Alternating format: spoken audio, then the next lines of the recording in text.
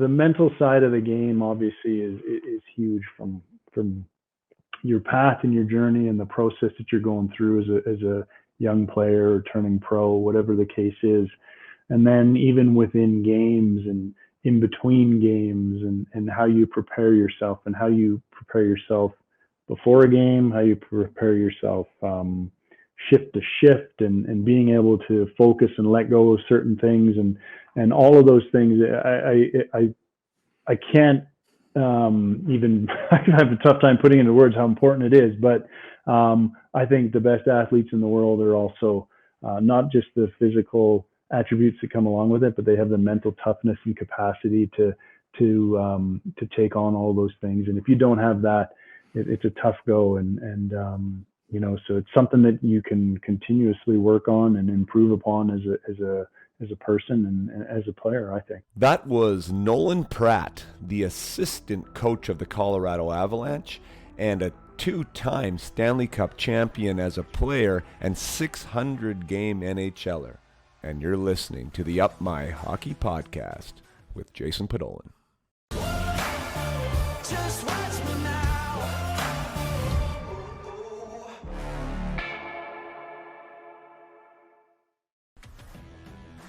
Welcome to Up My Hockey with Jason Podolin, where we deconstruct the NHL journey, discuss what it takes to make it, and have a few laughs along the way. I'm your host, Jason Podolin, a 31st overall draft pick who played 41 NHL games, but thought he was destined for 1,000. Learn from my story and those of my guests. This is a hockey podcast about reaching your potential. Hello there. Either welcome to the podcast or welcome back to the podcast. My name's Jason Podolin, the host of Up My Hockey, and today it's episode 52, and we're talking to Nolan Pratt. Nolan Pratt is the assistant coach for the Colorado Avalanche. He's been working with Jared Bednar for a few years now, and he's responsible for the defensive core and also for the penalty killing units that go out on the ice, which is currently leading the NHL in percentage and has been in the top 5 the last few years in a row. Nolan takes great pride in that in his penalty kill and the people that he has on it.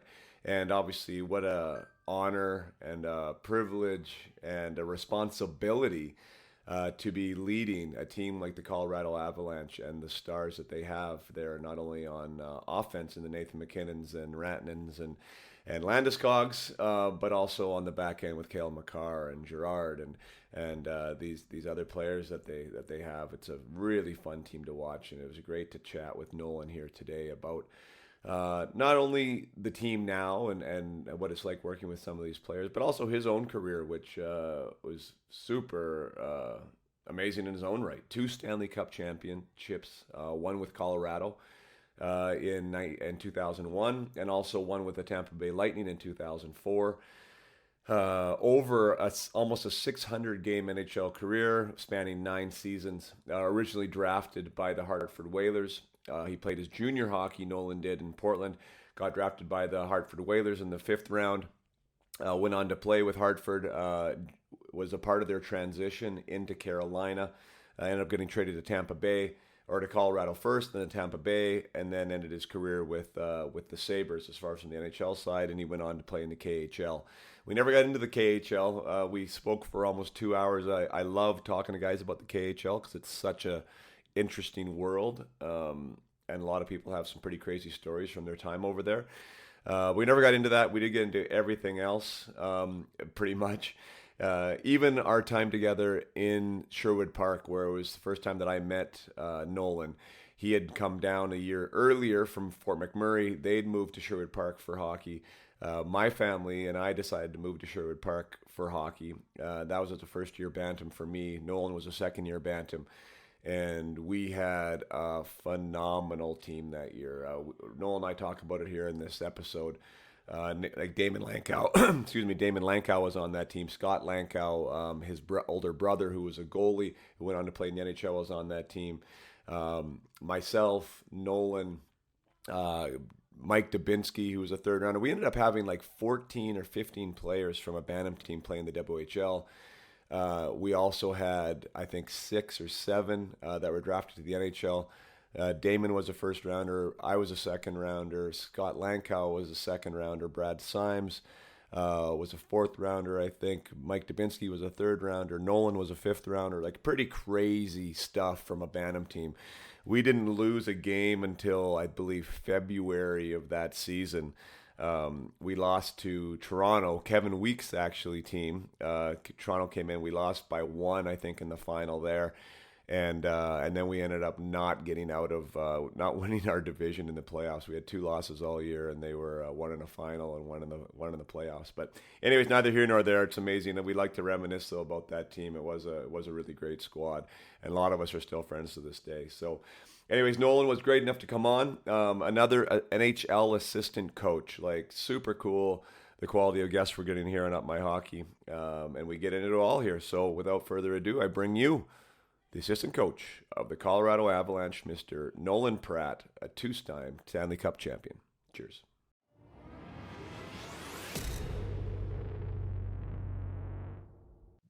All right, we are live. We're live on Facebook and we're live on YouTube, and I'm super thankful to be sitting here for episode 52 with my gosh, now I don't even want to do the math on it, Pratter, but however many years ago we were actually teammates in Sherwood Park. But that's where you and I first came across, the Sherwood Park Flyers as Bantams. And now you're all the way Stanley Cup champion and assistant coach of the Colorado Avalanche. And just wanted to thank you for joining us here today on Up My Hockey. Yeah, no, I appreciate you having me. I think we're pushing right around 30 years, I think, since we last played together. So played against each other plenty throughout the years, but I'm excited to have a chat with you. Yeah, that's awesome. Yeah, you know what? And now the math wasn't that hard because it was 1990. It was a 1991 season in Sherwood Park because I was 14. I just remember that because it was such a big, not only was that a big move for me for a lot of personal levels, but what was super crystallizing for me was that 14 years old in Alberta, and I was allowed to drive a car. So, yeah. Which we could not do in BC. So me making that move across the border, I remember I was 14 and I could drive a car, and this was big time. So I totally remember, and that was obviously put me at 1990. So 30 years, man, holy smokes, coming up on 31. That is wild.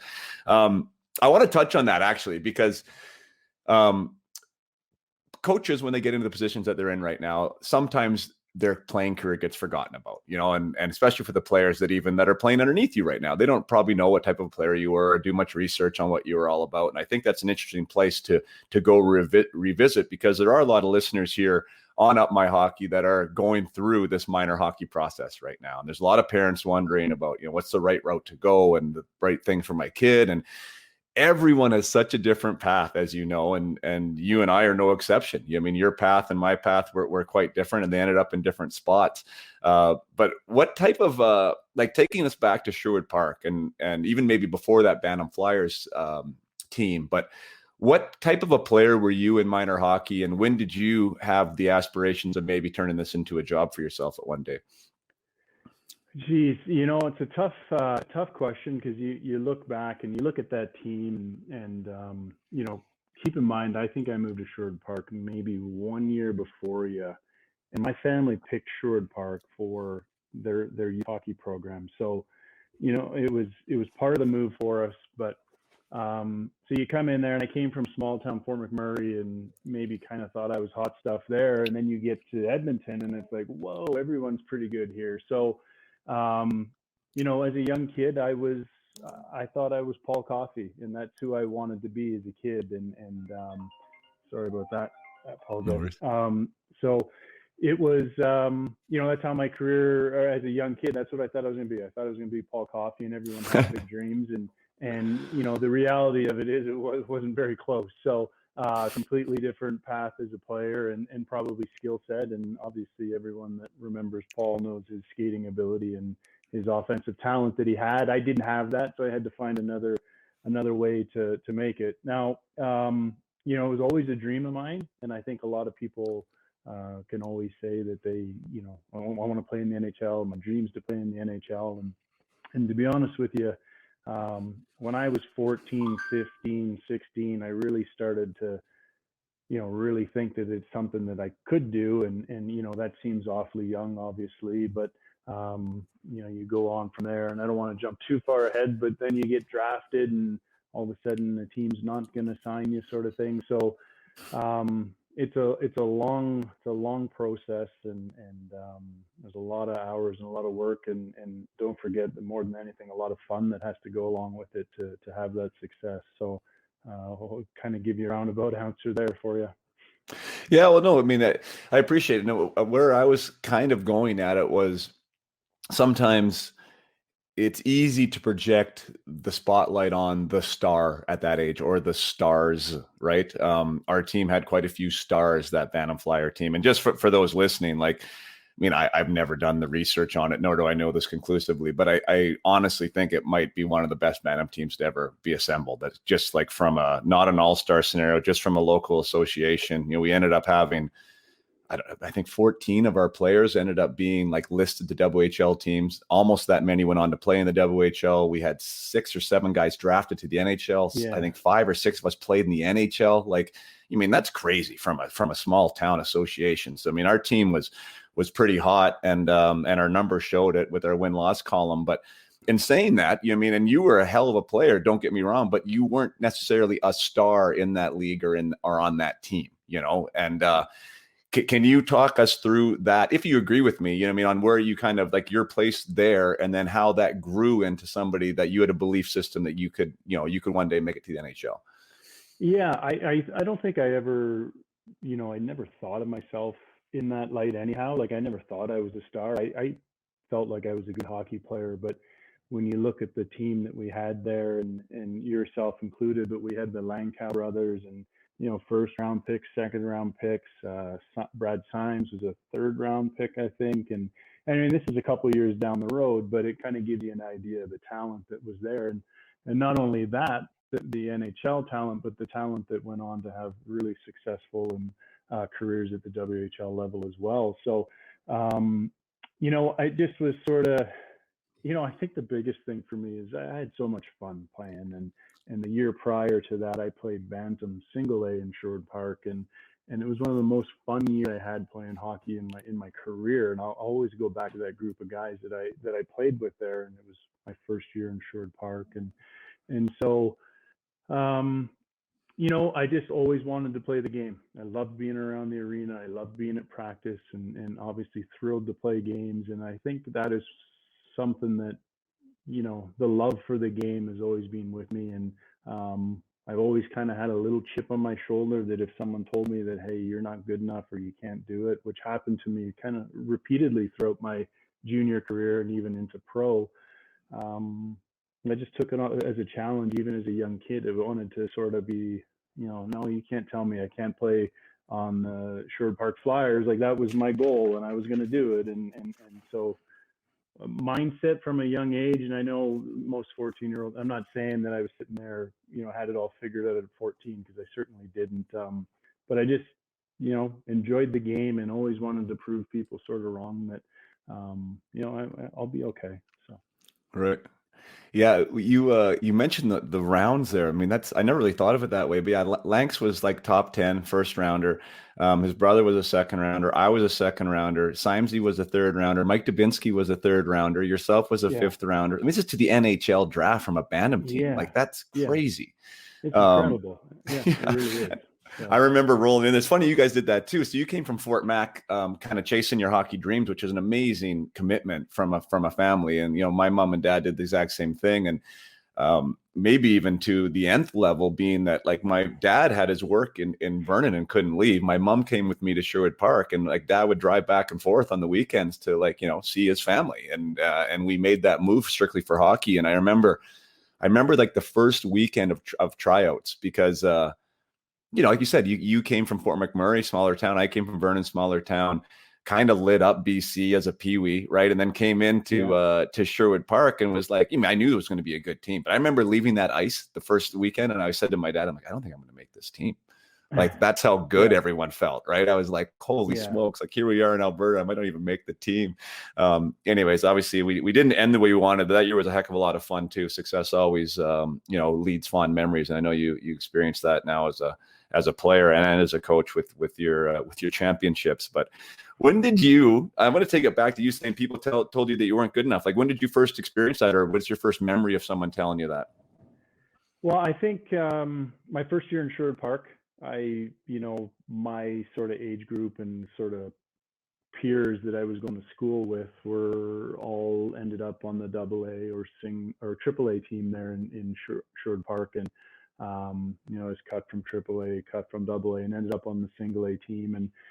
And that was the first time I was 14 that I'd ever actually been cut from a team. Now, like we just touched on and alluded to, it's small, right? So coming from Fort McMurray, we didn't have so many teams, and we didn't have I guess, the talent pool that the bigger cities had. But so that was my first time that I was ever cut, and it hit me hard initially.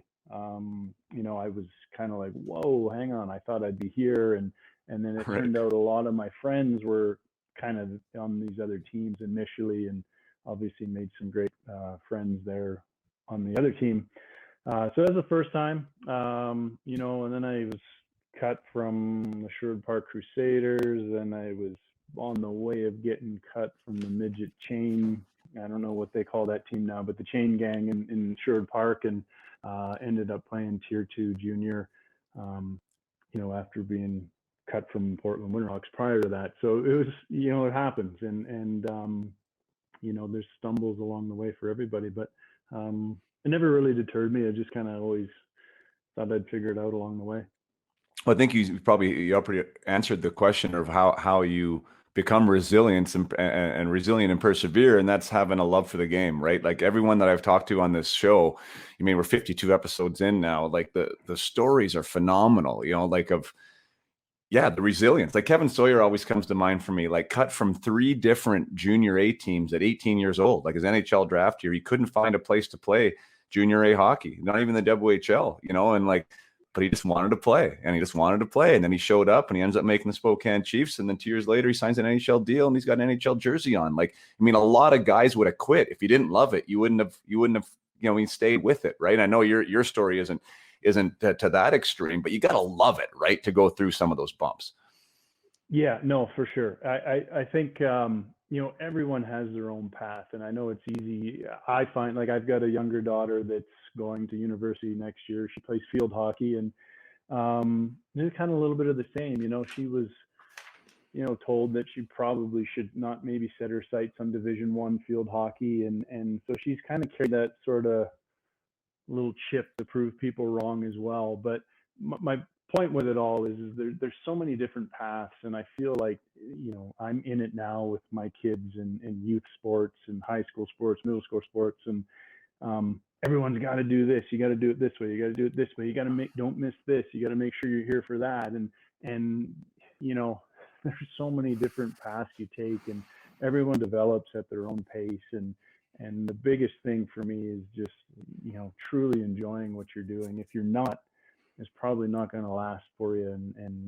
So that'd be the biggest thing for me is that, my parents supported me. They never drove me to a point where I felt like it was a work for me or I was doing it for somebody else. It was always, they provided me the opportunity to have fun and enjoy the game. And I think that's probably a big part of my lasting NHL career as a player and as a coach.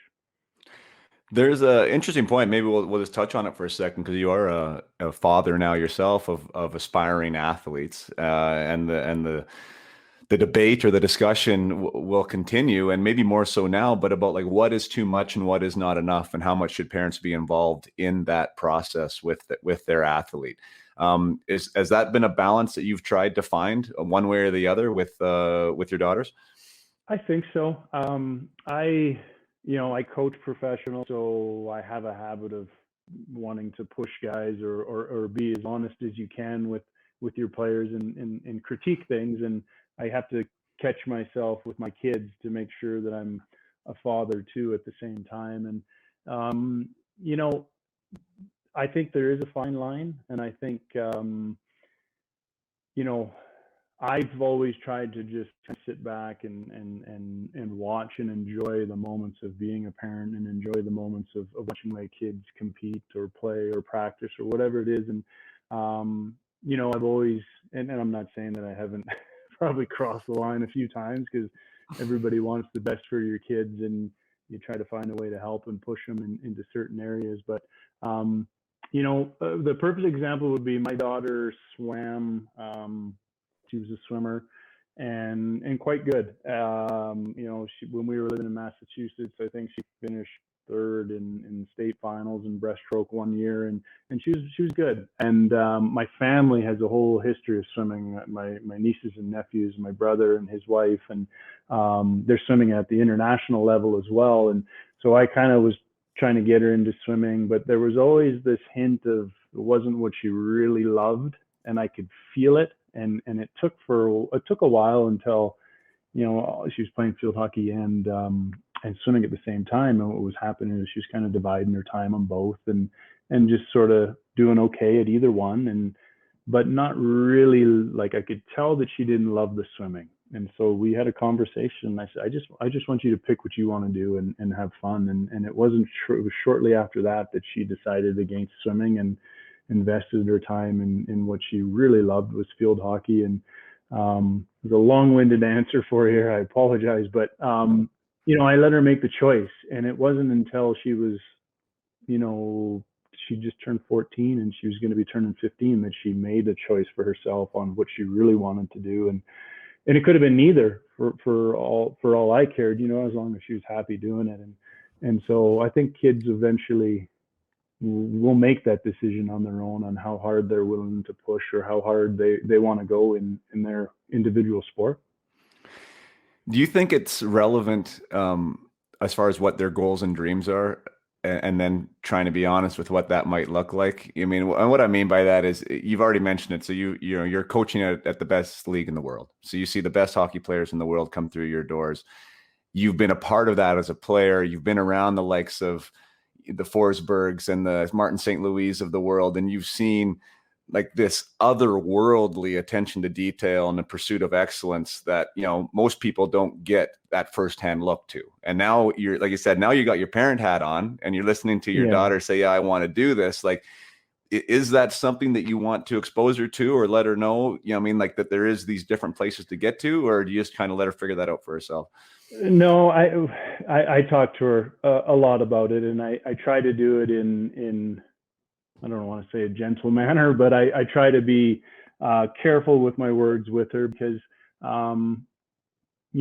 Division I athletics is it's tough, and it's going to be a lot of work for her to not only get on the field, but gain playing time and build trust with coaches, and it's every year they're bringing in new kids to kind of take your spot. So we certainly have conversations, and I'm not going to lie to you, we were at the track yesterday. So I'm not sitting here saying I don't try to help, give her a little bit of sort of what I went through. And, because it is, obviously the higher you go on every level, obviously it's a step up, and it kind of, everyone, chooses sort of, if you want to play house league hockey or single A or double A or triple A, or these elite travel teams that you see all across Canada now. And, you find your niche there and where you want to play and where you're happy playing. But every level you go up, it kind of weeds out sort of a certain level of player, and you try to prepare them and let them know that, hey, I know you're good here and you're working hard, but these kids are working this hard, and you're going to have to work that hard to have success at the college level. So certainly conversations we have, and they are, I try to be as honest with her as I can, because I have the background to have kind of gone through some of those things. So yeah, no, for sure you have. And I think those are honest conversations. That's something that I like to do with the athletes I work with too, is like, again, try to, the best we can, align their habits and their actions with their goals and dreams, right? So, I mean, if you're going to tell me you want to be something, right, I 100% want to support you in that, whether that's my kid or somebody that I'm working with, right? But there is an honesty there, because I think sometimes in some households, it's like, yeah, you can do whatever you want. And I mean, that's great, but that's empty, I think, in a lot of ways, right? Because you can, but there is actions that are going to be necessary for that to happen, and I think you need to know that. Yeah. And I think, I didn't mean to jump in there, but really well said when you started off there, because it is true. Like, I think, parents always believe that their kids are great, right? Everyone thinks their kids are fantastic. And if you got to take that parent lens off sometimes and have depending on what the goals are for the individual. And I know we're talking about 14, 15-year-old kids, but there's work that comes with, wanting to advance in anything, let alone sports. So I really liked what you said there. So. And there is a leveling up process that you said, even at 14, 15, obviously Martin St. Louis wasn't who he was at 25 when he was 15. I mean, he grew into those habits, and he grew into that mindset and that philosophy. Right. So obviously we're not trying to pretend that's what it's supposed to be, but I think one of the most interesting things for me personally throughout my hockey career was being exposed to the different standards that do exist within the sport. Sure. Because you don't know what you don't know. And I've said that time and time again, like, until you've seen it, until you've witnessed it, or until you've partaked in it, it's really hard to like even fathom that some guys do go to that level with their craft and with their approach. Right. And once you do see it, it's a massive eye opener, because now you have a choice. Okay, this is how some guys do it. Maybe I should get on board. Right. Yeah. No. And a lot of times, and I was lucky enough when I was young in my career to be surrounded by some people like Glenn Wesley, Gary Roberts, Paul Coffey, Keith Primo. That was the early stages of my NHL career. And I can remember them being like, hey, listen, you got to start taking care of your body a little bit more here. And they're like sending me to expert trainers to work with so that I can, not just help myself, but help them. And so you don't, like you said, you don't know what you don't know. And it's, there's a lot of work that goes involved with it, obviously. Is that part of something that you do now in your role? I mean, I still want to get back to you as a career, but I mean, these conversations go where they go. And that idea of like, now you have a Bowen Byram, and maybe we don't have to talk about Bowen, but obviously amazingly talented kid. We watched him play World Junior in his progression, high draft pick. A lot of these players that come up, these youthful players that are high skill, high talent level, sometimes haven't figured out what it means to be a pro or a professional, and like what that kind of takes on the night in and night out basis. Is that left on your shoulders some points? Is that left on the shoulders of the veterans within the team, or like, how does that message get communicated? I think it's probably, a little bit of both. I think we are, the timing of our organization now and where we're at as a team, and our goals and expectations from management, coaching staff to the players is they're pushing that message now. And that's happened kind of a couple of years ago for us, probably 3 years ago, where, there was sort of a little bit of a rollover from my first year here, which was a really tough year. And, we ended up dead last in the league, but our players are sort of driving that message. We've got guys like Gabriel Landeskog and Nathan McKinnon that when you watch these guys train and prepare, and you watch the way Cale Makar practices, and it's hard to not get on board with that so you need to, and some of that message will come from the head coach, Jared, who I know you talked to just a while ago. And, but there's a whole group of people that are all pushing to help develop these guys and these young players, and whether it's our development staff, our American League staff, us as coaches here in Denver, or our management. So there's a lot of people trying to help them identify sort of where they need to improve and how they need to get better to have successful NHL careers.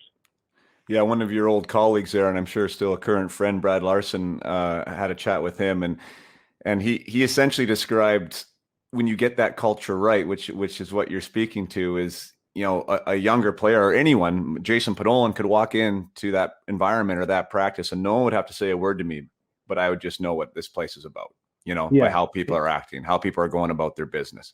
And it sounds like you guys are starting, or you have that there in Colorado now. So that must be pretty exciting. Yeah, no, it's great. And I think that's ultimately what you're striving for as a coach or coaching staff, is to create a winning culture. And there's certainly a lot that goes into it. It's not necessarily about the wins, but, the process of getting there. Right. I have a listener from Nova Scotia, and he says, I got a question. How is special is Nate McKinnon? He's from here in Cole Harbour, Nova Scotia, and we're all in awe of how incredible he's playing right now.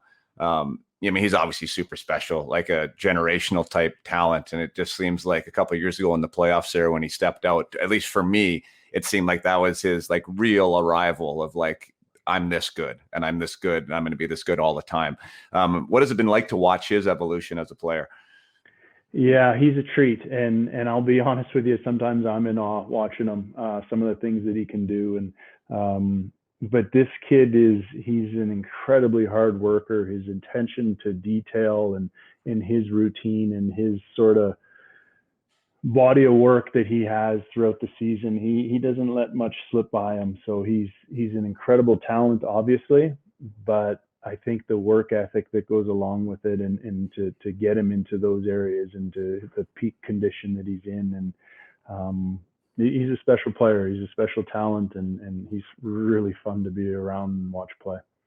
That's interesting that you say that, because I like hearing those stories, just that make some of these superstar type players, that these kids are idolizing, when we can take them off the pedestal just a little bit, because you're talking about what he does away from the rink that makes him real special too. Like, he's obviously got a toolkit beyond, right? But like he's combining that now with a professionalism and a workman-like approach to his business that is allowing him to take those next steps. Like, you know what I mean? Like, it humanizes him, in my opinion, because he's working hard at it. It's not just all natural.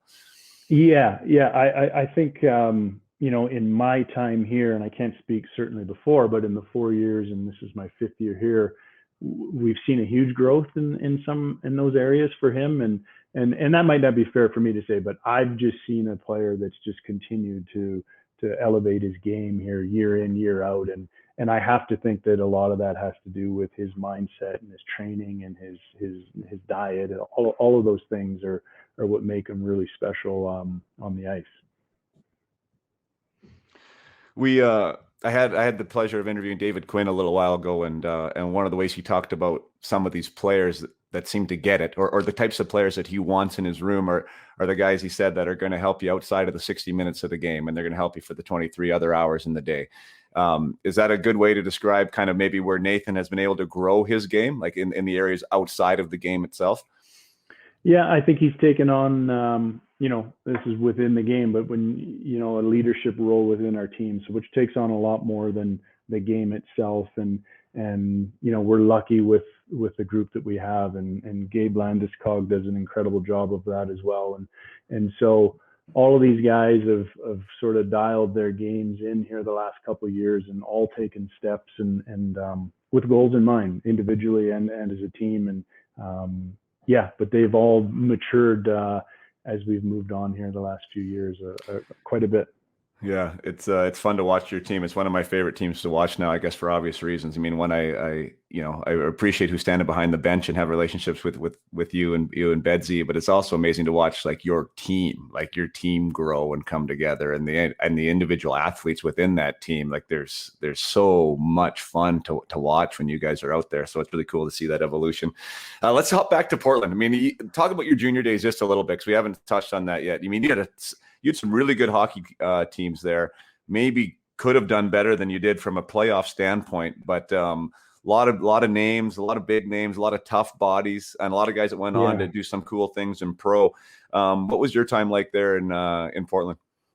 Portland was fantastic. I have nothing but the most fond memories of playing there. And again, everything is a little bit better when you win. And we, like you just touched on, we had some really good teams, and I agree with you. Probably could have done a little bit more there in my early years. But, the one year we went to the finals there and lost to Swift Current in 7 games. And I think we were. So I want to jump in there. Was that the year you guys had, like, I think it was 6 guys score 40 goals or something? Like, there was 1 year there that it was like crazy, the amount of offense you had on that team. Yeah. We had a couple of years there where we had Deadmarsh and Weimer and Brad Isbister, Dave Scatchard. We had Bohannes, Bohannes was there. Yeah, Colin Foley. Like, we had an incredible team. Scott Nickel was another one. So I can't remember exactly which year it is, but the year we lost, I think we were up 3-1 in the series in the final, and we ended up losing in 7, and which was unfortunate. But they had they had some pretty good players. They had Dean McCammond was there, Brent Bilodeau, I believe Tyler Wright. He might have been gone that year, but they were some good hockey players too. So, but I had a lot of fun. I really was, like I said, my year as a Bantam A was one of my most fond memories, and then my years in junior it was an incredible amount of fun there as a teenager. Yeah, I mean, I don't talk to many guys from that time that look back on it not fondly. I mean, I've had that discussion here before, and I mean, you, I guess, as far as an NHL career is concerned, it wasn't like you were a Ray Bourque that was able to stay in one place for essentially ever, but you had like long runs, in your NHL journey, so you're able to feel like you had a home, and I think a sense of place. That was, for me in my hockey journey, that was really the only time I felt that was in Spokane. I was there for 4 years. I knew where I was going. I never got traded. I was able to be, grow within that organization and the culture. And then once I turned pro, I was just all over the place. And I really never felt like I had a home. So like for me, Spokane is like one of the fondest memories ever. I mean, those teams and the players and everything about it.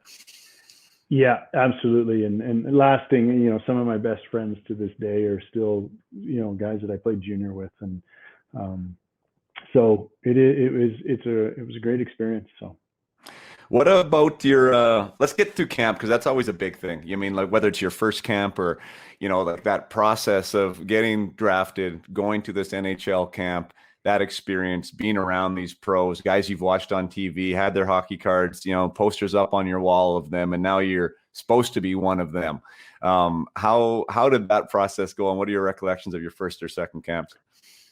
Oh, my first camp, I think I was terrified, to be honest with you. I remember walking in there and keep in mind, maybe you go back to, early 90s, there's some men in those rooms, like there wasn't unheard of to have 33, 34, 35-year-old men. And I can remember sitting there and not that there isn't today, but it's certainly gotten younger over the years. And you walk in as an 18-year-old and there's, our team's littered with 20 to 24-year-olds that are a huge part of our lineup. So I can remember walking in there and just in awe, really, to be honest with you. And, I thought I was in good shape, but after I went through the testing, I realized I wasn't really in that good a shape. And there's a long ways to go, not just to play in the NHL, but just, whether or not it was the American League or not. And the American League was certainly a little bit older too than it is now to these days, because it's such a developmental league. It always has been, but it's gotten younger and younger as well. Mm-hmm. So I can remember walking in there and I think they, back in those days, they had some the rookie games where they would take, say we'd go play the Baby Bruins or the Montreal Canadiens, and they were some tough games, and there was a lot of stuff that got sorted out on the ice that I don't know how I survived in my early days, but I figured out a way anyway.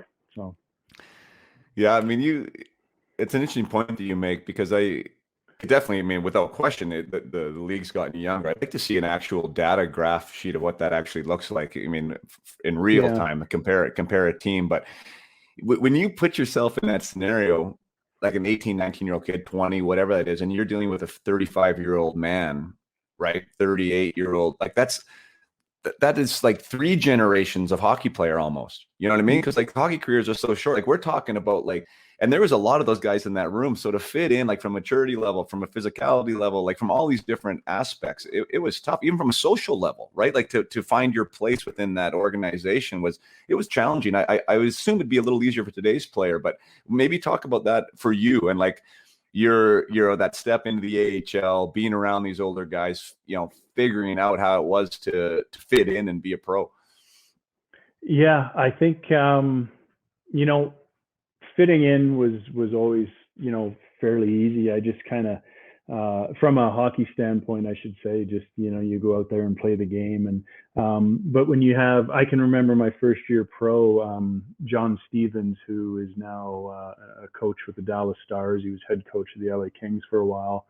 He had kids and he was moving houses. So he made the young kids come and move his house for him. And I remember thinking like, oh, why does this guy have a house and he's got kids? And I'm thinking like, what's going on here? And like, where am I, sort of thing, but it's life, right? And life moves on pretty quick. And you're so young and sort of naive in a lot of ways, because you're coming out of junior and you're hanging out with a bunch of 16 to 19-year-olds, and then all of a sudden, people are playing hockey for a career and they're trying to earn a living to support their family, and so it's certainly an adjustment. And yeah, it was eye-opening for me to kind of just see where these guys' lives, I was just a kid kind of thing. And so, but you do what you can. I think is a little different back then. It was sort of just keep your mouth shut and keep your head down and kind of do what you asked. And then if you did those things, everyone kind of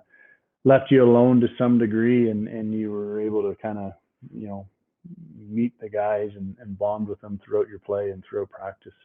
And yeah. Hockey's sort of been, depends on who you're talking to. Some people love it and some people don't, but like that, the culture of hockey in of itself, especially I think maybe more so back when we were playing, created the same type of people, like meaning, in interviews and like the way we kind of hung out and acted. And I think it was part of that scenario that you're talking about. You arrived at the scene, you're a young guy. You were expected not to say much. You're expected to, kind of fit in, keep your head down and work hard. And you became a part of that that culture and that team identity. Nowadays, it seems like players are allowed to be more individual, and it seems like it's almost even encouraged. Do you see that like through the lens of a coach now that, these guys are sort of, I don't know, allowed to be themselves, for lack of a better way to describe it? Yeah, no, I think so for sure. I think, I would agree with that. I'm certainly now encourage people to be themselves and whatever works for them. And but you can see the way the game is today, and I think you celebrate these individuals and their athleticism on and off the ice, and that's all helping, I think, grow the game a little bit. And certainly you see more of it now in all walks of life, I think, in all sports. So. Yeah, it's definitely it's good to see. I mean, it's good to see people have a personality, give their opinion. I think it's good, especially as a fan now. And maybe it'd be a little different if you were in the room, but I don't think so too much. I think guys are a little more worth. They're willing to celebrate that, I think, a little more, or allow it and acknowledge it. You'd have a closer look at that from the veterans in your room, but it seems that the game's kind of going that way. Getting back to you and your career with your arrival into the AHL, and I looked at Hockey DB, as I do with all my guests coming up, and saw you played some time in the East Coast League there that first year as a first year pro. I mean, was that an injury thing? Was that not good enough to make it and a wake up call, or what was that for you in your rookie year there?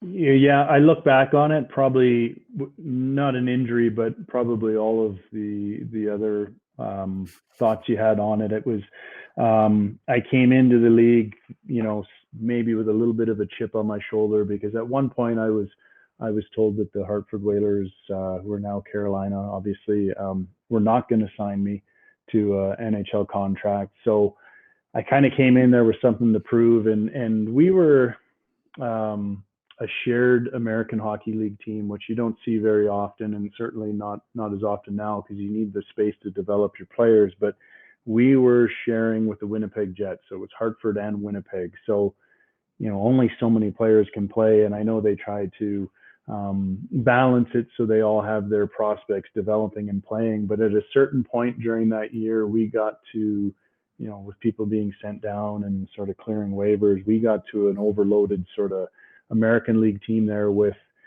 some guys that had been playing in the NHL, were all of a sudden now in the American Hockey League, and all of a sudden there wasn't room for me to play, and so they wanted to assign me to the East Coast Hockey League, and I took that moment in my career incredibly serious, and it was probably a real big crossroads for me as a player, and I was trying, you given the message that, hey, you're going down because of the bodies that we have, and we don't have enough room for you right now. But there's also what goes on through any player's mindset is, well, why am I going down? Like, why is it me? Why isn't it somebody else, kind of thing? So certainly lots of things that I wrestled with, and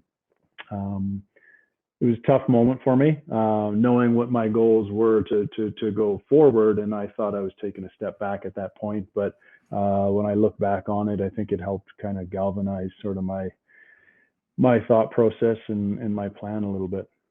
How did it do that? Like, so I mean, so you go down there, you don't have a choice, and you don't have an NHL deal at this point. So you're on a minor pro deal. Is that what you had? No, so so coming out of junior, I was told they weren't going to sign me.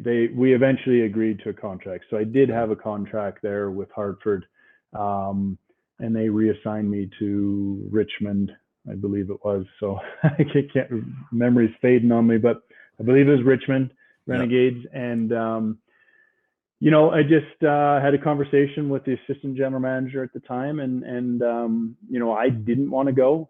At one point, I think I said I wasn't going to go, but you don't really have a choice if you're, you want to continue with the organization and continue to try to improve your stock as a player and as a person. You got to kind of roll with some of those punches, and so I just took it as early on in my career it was going the wrong direction, where I was, I didn't think I was playing in the NHL that year, but I was trying to establish myself in the American League as a regular, and here I am kind of taking a step back, getting demoted to the East Coast Hockey League at the time. So challenging, certainly. Right. It was a short stint. I think it was only 4 or 5 games or something, but like you said, that galvanized you. Was your approach down there one of, I don't know, a little bit more professionalism? Were you serious when you were there? Like, what was your approach when you got down there?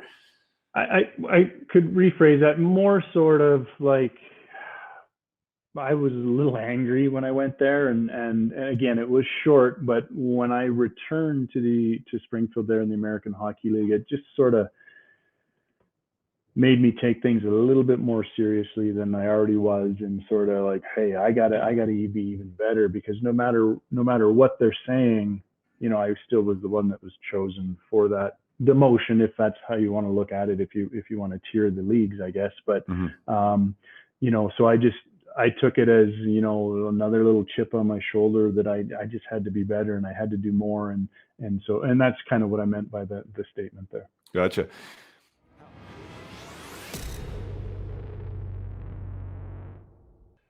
Just going to take a short break here from the conversation with Mr. Nolan Pratt to remind you guys that the best way to reach out to me or to find out about what I do and how I do it is to go to www.upmyhockey.com.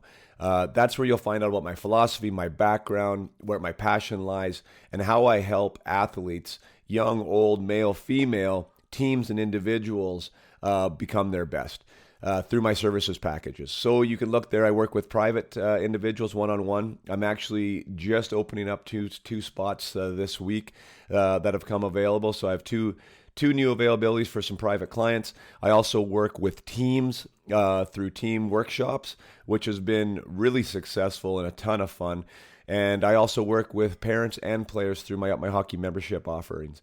So there's 3 ways that we can get her done to help your athlete or you as a player, depending who's listening here, become your best. And that's what I do with all the people that I work with, whether it's teams or individuals or the parents of those players, is that I talk about becoming consciously competent, which means knowing what it takes to become your best, to fulfill that potential within you, and to even exceed expectations. We don't want to just roll the dice and hope it all works out. There is a process to your practice. There is a process to how you think, about your mindset, about the character traits that are desired and demanded and needed in this great sport. And all of these things, if we are conscious about them and intentional about them, are skills that can be worked on. And often this is stuff that isn't talked about enough, and it isn't talked about in a way that is considered to be high performance. And this is the new wave of high performance. We have mastered the physical realm. There's skill coaches for everything out there, but we have no idea how to handle the mental side of this game. Whether it becomes deliberate practice, whether it becomes on understanding how to manage relationships within a team or with your coach, or whether it's just understanding the secret formula for you about what it takes for you to become the best player you need to be. So you can find out about all that at www.myhockey.com. The ball is really rolling. Momentum is flying. It's been awesome. I really appreciate all the support to date. But there's room. I can help more people and I can help more teams. So if you're there and you're interested, definitely check out myhockey.com. You can reach out to me there if you have any questions. And now we'll get back to the interview with Nolan Pratt. How were you told in those days? And I want you to be able to, mirror that to how it is now. Like you're a 20-year-old rookie. You're trying to establish yourself in the American Hockey League. Did you know how to do that? Like, did you know what you like to be Nolan Pratt and to establish yourself and to be a guy who's potentially going to get called up? Like what that player looked like? Did they paint that picture for you, or were you trying to figure that out yourself? No, I would say I was figuring that out on my own. At that time, I had visions coming out of junior. I would have had 40 something points and a couple hundred minutes and penalties coming out of my last year junior, albeit 19, playing against some younger kids. So thought I was a little bit tough, but you get there and then all of a sudden you're like, whoa, these are some real men that you're playing against. And all of a sudden you're not quite as good as you think, and you're not quite as tough as you think. And it's a reset for you. But when I came into, I think I had visions of sort of being a little bit more of an offensive player than obviously it turned out for me. And like I said back early in our conversation, just, every step you go up, the level of play obviously gets better and better, and the talent pool is larger. And so I realized probably, late in that year that, hey, I'm not as offensively gifted as I thought I was based on kind of who I was around. And I started figuring that out. And I had some people around me there that, one of them's John Stevens that I'm still friends with today that, helped me sort of kind of open my eyes a little bit to, what it's going to take to not only just play here, but to play at the next level. So, I can get into it, but if you want to move on, that's fine. But I had a conversation with, you might remember the name Byron Ritchie. Oh yeah. So he, whether he would know it or not, he had a real defining moment in my career. We were playing in the American Hockey League together in New Haven. And he basically said to me one night, like, what happened to you as a player? Like, you used to be X, Y, and Z. And I was like, I was thinking in my head, I'm like, whoa, that kind of hurt a little bit, but he was bang on, and he wouldn't know it, but he helped change my career path where I still kind of thought I should be this. And I really realized after him saying that to me that I have to be that to move on. And so I kind of stopped thinking about trying to, generate offense or points. And I wasn't really, but in my head, I thought I need to do that to get noticed kind of thing, and kind of changed a little bit of the mold of what I was going to be as a player, and kind of dialed those things in. Interesting. That's super cool. So him essentially calling you out on not being anything, kind of, is that a good way to put it? Like you were trying to be one thing and sort of not really having an identity, allowed you to say, okay, I got to create an identity here. Yeah, I would. That's for sure. That's absolutely. And that was probably, I played games in the NHL my second year pro, 9 games. And then my next year, I played 20 something. And, but it was that third year for me that he hit me with a little bit of a message. I think because I thought coming out of my second year that I was going to have more success just because I had some already. It's just going to get better for me. And in reality, it wasn't, it was, you had to work for it. And he kind of kicked me in the pants there without him probably knowing it, that I really didn't have an identity necessarily at 2 years into my career as a pro. And that third year was game changing for me. That's really cool. I mean, that is a massive crossroads. And then to be able to make that choice to maybe be and embrace something that you hadn't previously embraced. And I'm sure you've seen that on a coaching side now, because I've talked about that in this podcast before, of like, people play and are passionate about the game, but sometimes on their terms. Yeah. You know, like I love hockey when I'm on the half wall in the PP and setting guys up in the slot and on the one timer. But now you're going to ask me to block shots in the PK, and I'm not going to get in the PP. That's not passionate. I'm not passionate about that. I don't want to do that. Sure. You know. Yeah. So, and some guys fall at the wayside because of that. Because, like you said, the leveling up process, only so many guys can be in the PP, and if they're not prepared to make these sacrifices, let's put it in air quotes, sacrifices, that they're not willing to go there. Do you see that now? Would you echo that some guys just can't make that adjustment? Yeah, and keep in mind, like, I coached in the American Hockey League for 5 years, and obviously a huge developmental league that feeds the NHL, and you know, without naming names, but you see that a lot, and because, you know, everybody is sort of like, I think of the NHL and you go to the American League, but everyone that's getting drafted and moving on to the next, they're the best of the best. Like they're the best kid from their hometown. They're the best from their junior team, and they just are, right. And so there's things that sometimes they don't get challenged with, or details or elements of their game that they haven't really had to hone in on and work on because they've been so good. And you know, there's certain, you know, I know sacrifices is a term that gets thrown around a lot, but there's certain sacrifices that you have to be willing to make, and because there's going to come a point where you're not the best anymore, and what are you willing to do to continue to develop your game or broaden your game and to get to the next level, whether that's, you know, we're talking junior or collegiate or pro, whatever your choices or your path is. So yeah, and it was something for me that I realized that, hey, I'm not going to score a pile of points in pro, American League or NHL, and I need to be a defending defenseman that can be relied on in all of these areas of the ice, and I need to do that with a level of grit and determination, and so I knew that if I didn't get that in my game, it was going to be tough for me to move on to another level, and it was a choice I had to basically change. Now, there's people out there that are gifted and will continue to generate offense their whole career, but there's certainly different paths for everybody, and you know, choices you have to make along the way. Well, and I think and the lesson to players, at least the one I want them to pick up, is the fact that you can never be too well-rounded, you know what I mean, either, Yeah. right? Because sometimes you just need to do that to get your foot in the door. You know, like, okay, I mean, you can't play power play this year, but we want you on the team, but you have to be able to contribute in these other roles. And if you're not able to, then we can't bring you up, right? Like, I mean, so it just allows a player to be more diverse and to gain the trust in other ways, which all of a sudden, hey, maybe now somebody's hurt in the top six and you get that chance because you're already at the dance. You're already there. You're already playing, you know? I think that's get missed sometimes. Yeah, no, I would agree. I think everyone always has a vision of what it takes to be, you know, in any sport and any walk of life. You got to be this to have success, and that's really not the case at all. And there's, you know, I know I've said it a few times, but there's so many different paths that a player or a person can take, and you know, the developmental path, let alone whichever path you choose, but everyone develops at a different rate, and knowing where you can carve out a niche for yourself on a team is really important.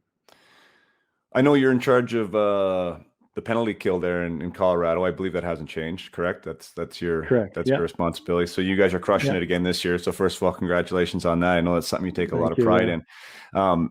Do you, as far as from the PK perspective is concerned, I mean, why I'm going there right now is because that is one of these areas, one of these dirty areas that is really a commitment, a dedication, a choice by the player, whether they want to be a part of that or not.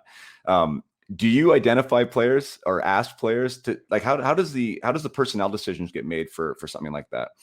Well, you know, I think every year at camp, you have your meetings and you have your expectations from a team standpoint, and then we, can break off into our special teams, and in some of those meetings, you want guys that obviously want to be a part of it, but it's easier said than done. And I'm not just speaking for our team, I'm speaking in my history as a player and as a coach and all of those things. And, like, if I could have chosen, I would have chose to score 50 goals a year and get 100 points and play the power play, because that sounds fantastic. And it certainly is what you dream of as a kid, right? But the reality is you have to find what you're good at or what the team needs and find a way to improve upon those things. So you want guys that want to be a part of it, and the earlier not the earlier, because everyone should enjoy the game and have fun, but at the pro level,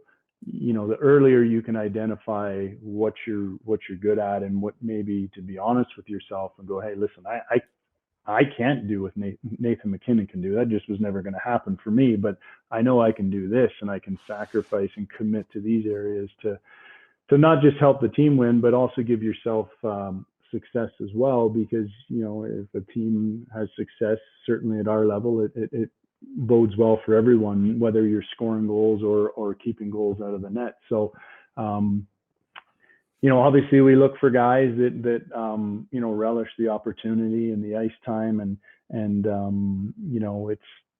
everyone always says it's not the pretty thing that happens on the ice. It's blocking shots and chasing pucks and committing to some of those areas that are a lot of work. And not that scoring goals isn't work, but like you alluded to, that it's the dirty work sometimes that makes a difference. And we look for guys that really want to be a part of that and cherish that role.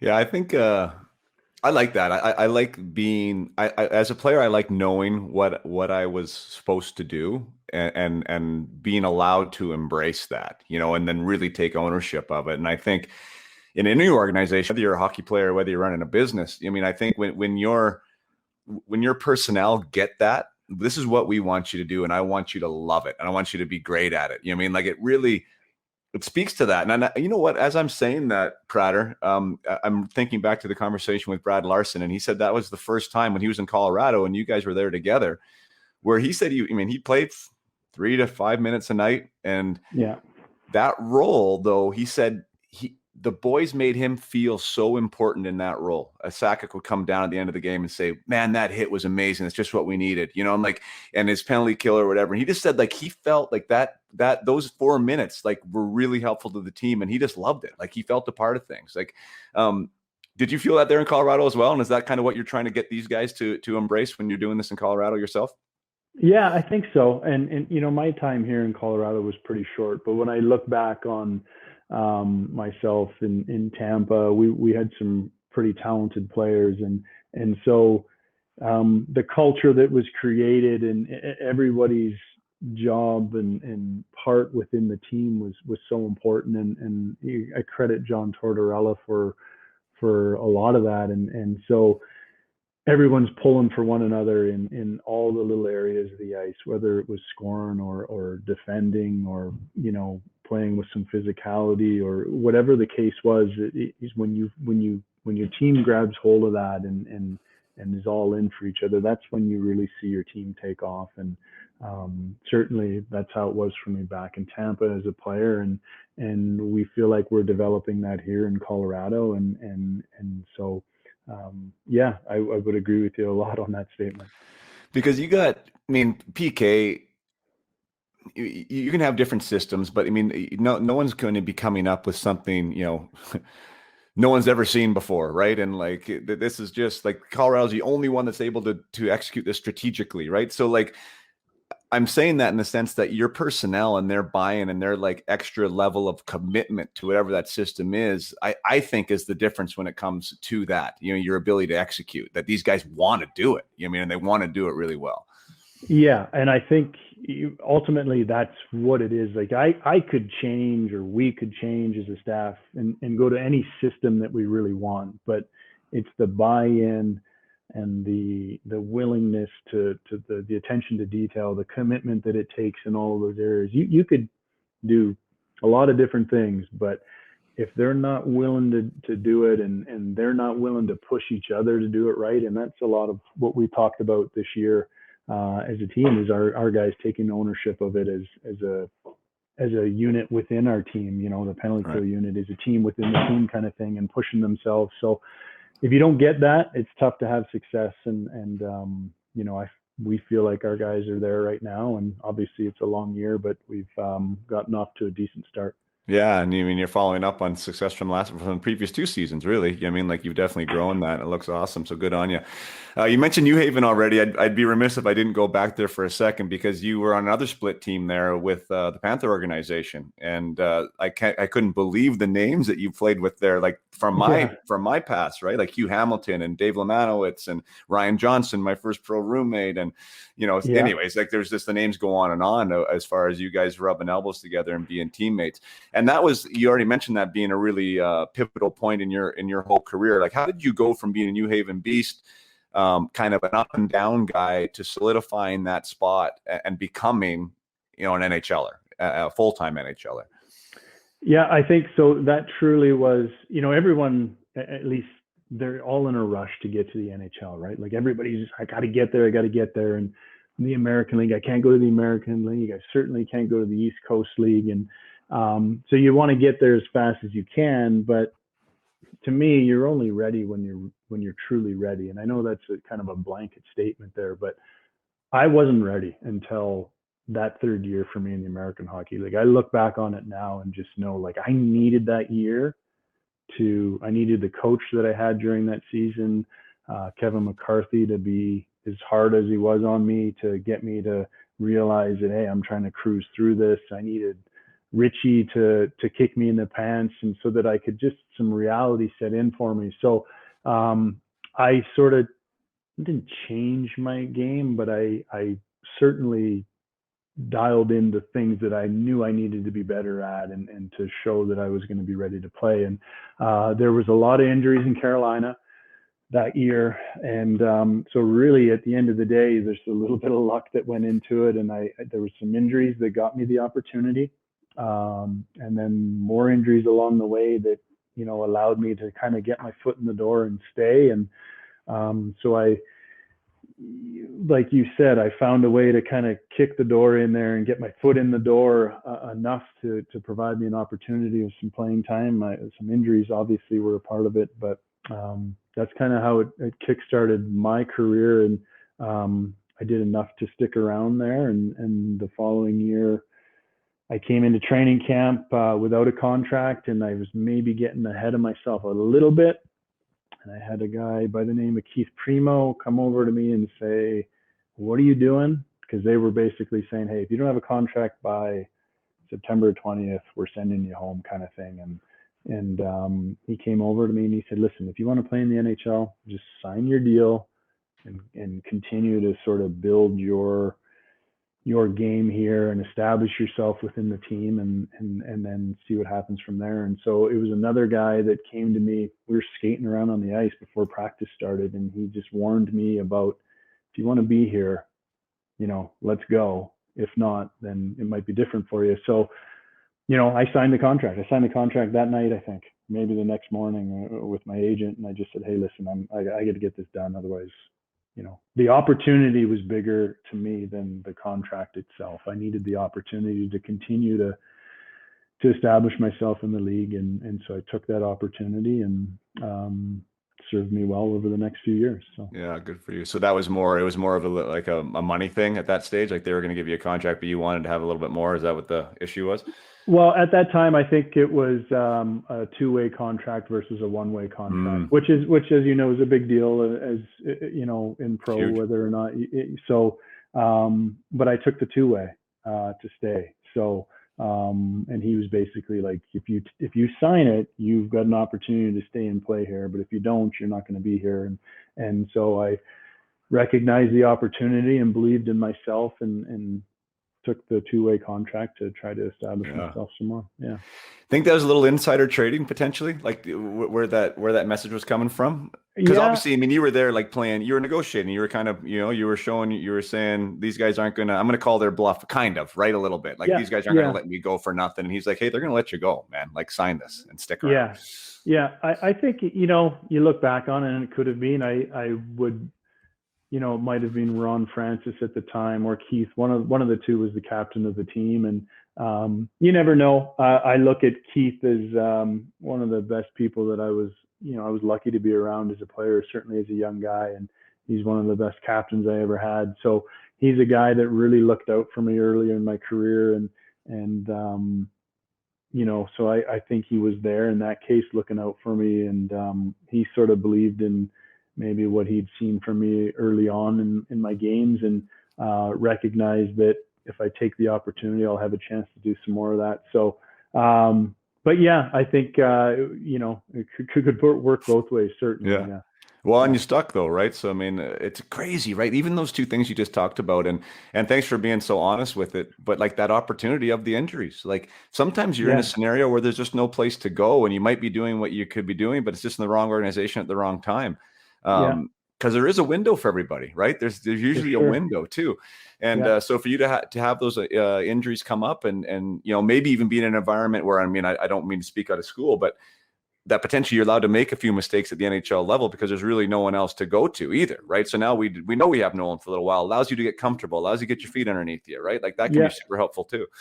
Yeah, no, for sure. I think that's certainly part of it. I would say we were probably on a lineup with 6 defensemen. I think we had 3 American League defensemen. Mike Rosinski, that most people probably wouldn't know. Stephen Halko was another guy.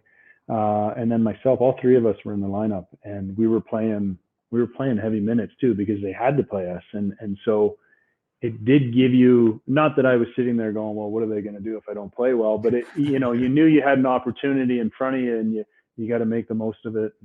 But I'm not shy of injuries are part of the game, and the injuries allowed me the opportunity to get my foot in the door. And I like to think that after that, I took care of some things, but there's, I'll go back to it again, but my path is so different to everybody else's. And you spoke of the window, like that 3-year window at that time in American League, NHL, after being drafted 3 years pro, is your window's starting to get pretty small. So I'm lucky for the opportunity, and the timing is everything on a lot of things too. Like it all just aligned itself to give me a chance, and I took advantage of it. Yeah, no, good for you.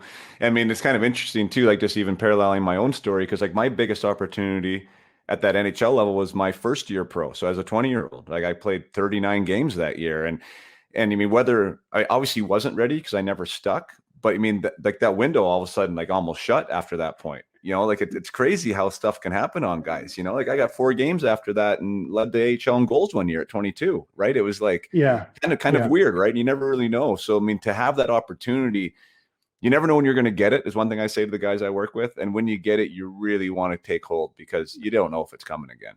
Yeah, no, for sure. And I obviously we were breaking in similar times. And so, it's, when you go back to the window, you just spoke of yours and how it was tougher for you after your first year, when, a lot of people would be like, well, I should be established now. And so it was something that I never really felt super secure. Like I always felt like I had to continue sort of proving myself year in, year out. And the one time that I sort of let myself get comfortable, I got traded from Carolina to Colorado, and just maybe getting a little bit ahead of myself on what I really was as a player. And so, but my window was probably almost squeezed shut in my 3rd year. But I also needed that 3rd year of pro American League to break through that window, if that makes sense. You know what I mean? Right. Like if I didn't have that 3rd year and that time there and all of the things that kind of transpired there, I don't know that I would have ever pushed through sort of that window, so to speak. So, anyway, you never know. I'm just thinking back on it. Yeah. And that was Ryan Johnson, RJ, who was a recent guest. He said that was a real formative year for him too. Like, he had actually had success on that team that year from a points perspective, but it was a year for him where it really crystallized as well, that he knew that he was going to have to be great at other things to be able to take that next step too. Sure. And obviously he went on to a great NHL career as well. Yeah. Yeah. He's fantastic. And he's one of the nicest people that I ever played with, and still has an impact in the game today. And we had a nice group there, and we had a nice mix of some veteran players that had been around the American League and the NHL and up and down and all of those things that I think helped. And Kevin McCarthy, our head coach there, was a big part of that for me as well. And knowing what it would take from certain guys to have some success. And I would think that RJ might speak the same way. Yeah. Well, you mentioned McCarthy being hard on you. I don't know him personally, but you also had Paul Maurice. You also had Bob Hartley for a little bit there. You also had John Tortorella. So you have some guys that, I mean, I don't know what you want to say, it kind of from the old school type approach era there. Was that? I mean, obviously, you had a great career. It must have done something well for you. Any one of those guys stands out in particular? I know you already talked about Torts and the impact he had. Yeah, I think all of them in their own way. And McCarthy wasn't a hard coach, but he had some hard messages for me when I needed it, kind of thing. And I've had conversations with him after the fact. And I think just a couple of years ago, I told him the whole story of how he basically embarrassed me in front of the whole team. He was right for doing it. And I told him, I said, it had a lasting impact on me. And I said, I wanted you to know that conversation, I said, you might not even remember it, but I do. And so I think everybody, share that. Yeah, well, so I had just been, is after I played 25 games in Carolina at the end of the season. It was with the injuries, and I was recalled, and a bunch of us were recalled. And I came into training camp thinking that I'm gonna play here this year because I played 25 games last year because of injuries, and so obviously I'm gonna play, but it doesn't work that way. And so I was sent down to the American Hockey League and pregame skate. So I sent down that day.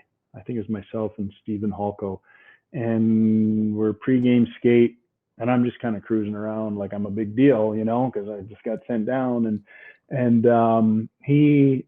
we're doing this. We're just doing a big horseshoe, like as simple as you can get, horseshoe pregame skate, and someone missed me with a pass, and I will admit he missed me by like quite a bit, but I didn't really make an effort to like stop on it and gather the puck and go and finish the drill. I just kind of wheeled back to the corner, and he blew his whistle and came racing down to the corner. So you got half the team in one corner and half in the other. And he, I won't use all the words that he used, but explained to me that, I'm skating around like my stuff doesn't stink, and that's got to change. And it just kind of just took me back. Like I was like, whoa. And my initial thought was like, why is he being so rough on me? But he was right. And so it just kind of reset my thinking for me. And I credit him for doing that. And then I probably got away from it again. And that's the same year that, it was early on, Brian Ritchie did the same thing to me. So yeah. I never thought of myself as necessarily an arrogant kid, but you can get off track, with some success, and you got to, as cliche as it is, you got to remember how you had the success. So I was so thrilled to be in the NHL with Carolina and Paul Maurice and those guys. So I probably didn't know any better still. I was just like a puppy dog trying to soak up everything, but he was fantastic as well. I still have a good relationship with him and speak to him whenever I see him. And Bob was a hard coach, and I think he would admit that he was a hard coach, and everybody knows that he is. And but he was going to do whatever he thought necessary to push you out of your comfort zone. And but if you think of some of the stories that I'm telling you, but maybe I got into my comfort zone too easily at times, and so you need people to push you out of them. And Tortorella is certainly someone that will do that as well. So I never shied away from it. I think it helped me be the player that I was and the person that I am. And if you're willing to embrace it and look at it as a coaching tool, if you're a player in those situations, I think you can really grow from them and learn from them. And I've been lucky. All of my coaches have just wanted nothing but the best for me as a player or us as a team. And they're just trying to make you better and help you get better. And if you use it in the right way, it can help you a ton. And it certainly did for me. That's great. Yeah. I think that's sometimes where these harder coaches lose the message that it's actually about the player. You know what I mean? It's about them wanting the best for you. And I think sometimes that gets lost, and you just think this guy's a dick and he hates me and he doesn't like me. Oh, no. He actually wants you to be better. And this is a way for him to try and do that. And I don't know. I mean, I think back in our day, like no one would ever talk to you about this is a strategy for me to get you better. You just had to like roll with it and adapt to it and figure it out. Whereas now I think talking to coaches, it sounds like maybe that message is a little bit more like, hey man, this is what I'm going to do for you. And this is how we're going to do it. You might not like it, but this is all for you to be the best player you can be. Yeah, I think so for sure. It was, you just dealt with it in our era, and it's the way it was. And, players today, they want more information. They want to know why, they want to know how, sort of thing. And you lay that out for them, and you be as honest with them as you can. And I think that's all they want, honesty and from their coaching staff. It's certainly what I wanted as a player. Just hit me with what it really is, and I'll do whatever I need to do to correct that or keep working on all of those things. And so, for me, because I look back and none of those coaches were anything but honest to me, and so I consider myself super lucky to have had that. Early in my pro career and NHL career, that no one was hiding anything from me. And so with that, I was able to just kind of focus in on, okay, well, this is the way it is, and this is what I got to do.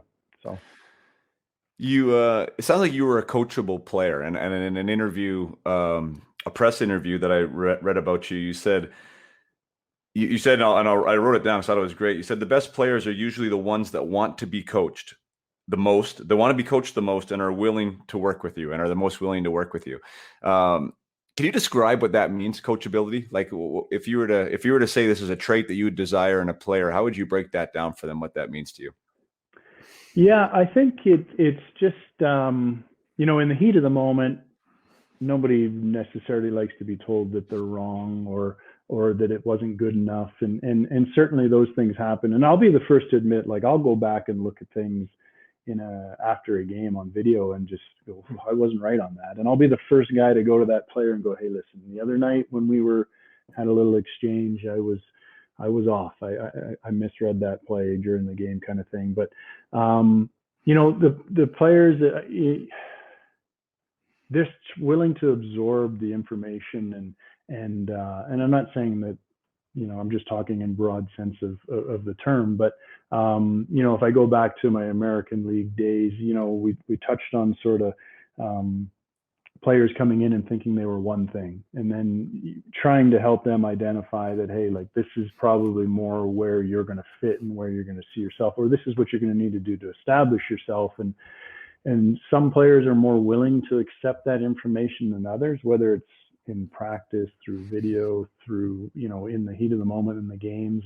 And some people, you'll watch them, you'll give them information, and you can watch them trying to implement those things into their game, into their practice, and you can see it. And then you'll see others that maybe necessarily the repeated mistakes and sort of well, I think I should do it this way kind of thing. And you're always going to have guys that are more willing to accept the information than others. And you just you find a way with coaching, I think, on how to relate to those players and how to best give them the information that can help them have some success. And everybody's a little different. And I think that's a big part of coaching is how do you relay that message, and how do you present that information, and how do you get them to accept it and kind of run with it. And not all coaches are not always right. I'll admit that. And we make mistakes like everybody, but the players that want that and look for it, I think, are the ones that I see have the most success. It's the modern approach to coaching. I'll say modern in just a broad sense, and you seem to speak to it from listening to you and from what I've read, is a little bit more catered to the individual than it was 25 years ago when we were playing, where it was more a message to the collective, and you needed to get on board with that message to the collective. Do you find that to be true, that now you're catering to more of an individual, on an individual basis to a collective approach, like meaning trying to find the best way for a player with a given skill set to be the best player they can be within this system, this ecosystem of the Colorado Avalanche?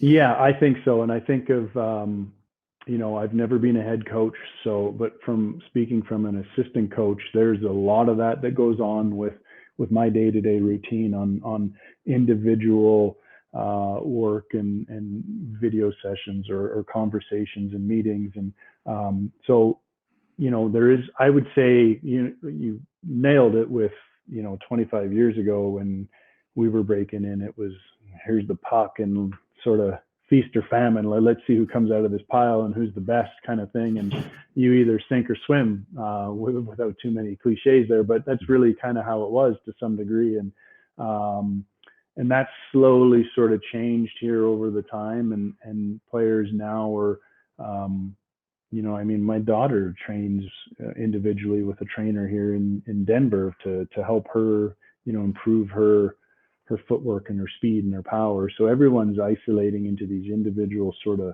elements. And I think nowadays in coaching, there is a lot of individual things that go on within that team concept. And so I certainly do a lot of that on a day-to-day basis, all trying to help the player mature and get better in the areas that he needs to, so that collectively we are better as a team.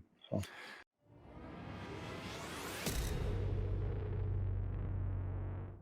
Another short break from your conversation here with Nolan Pratt. I'm sure you are enjoying it. I just want to say thank you, as I always do, for those of you who are choosing to listen, spend time with us here every week with these great guests, and also who have even taken it a step further and have supplied reviews. And we've talked about how amazing the reviews are. I think we have 52 reviews now on iTunes. It's a grind, I must say, to keep asking and asking and asking. And some of you guys are following through, and ladies for that matter, and fulfilling my request of putting those reviews out there. They truly do help. They really do allow the doors to open up in this podcast and get it introduced to more people without me having to be physically in front of them or having someone see my social media posts about them, because iTunes starts showing the podcast to other people and recommending it to other people. So the more people that get involved in that, in the rating side of it, is much appreciated. So I'd love to get to 100 ratings here, 100 reviews. Before the end of June. We're at 52, and this has been a year running now, so I think if we can increase that curve, that would be amazing. So if you are one of my loyal listeners, and if you have been listening for a while, you're probably doing it on iTunes. I think 70% of you are. And if you haven't given a review, by all means, please get in there and give a review. And by the way, if you've given a review, you can go in there and give another one. Apple does not stop you from doing that. So awesome way to support me. And thank you so much for listening. And now we'll get back to the episode with Nolan Pratt. Thanks so much. Back when we played, the assistant coaches were generally the liaison, right? That safe, friendly, sometimes for lack of a better word, point of contact between you and the head coach, and maybe sort of that inside poker type scenario. Is that still sort of the way it is, or do you feel you're the feet on the ground that are establishing the relationships and building the trust and kind of getting to know these players as people as well as players? Yeah, and I wouldn't say that I'm doing that any more than Jared Bednar is himself. The game today and coaching today, it is a lot about the relationships that you build with the athletes and the team. And but there's certainly, as an assistant, there's a line that you kind of walk, with the head coach and the players, and it's always been that way. And sometimes you have to be a sounding board for players, and you're always making sure that you're delivering the team message to those players. But there's certainly that aspect to it for sure as an assistant coach. Do you, my head's just going because I think personally, the X's and O's are always going to be a part of the game. I don't need to discount it. However, I think that the incremental gains, and I think the thing that makes teams be great isn't the X's and O's. I think it's the EQ. I think it's the emotional element. I think it's the relationship element and the trust that gets built in these other areas. If you do agree with me, how do you go about building that skill of how to deal with people and how to get the most out of people within their skill set so they can do the X's and O's properly? Yeah, well, I certainly agree with you. And I think when I think of all the teams that I played with, from our bantam days to my junior success or failures, and even on to the American Hockey League and in the NHL as a coach and as a player,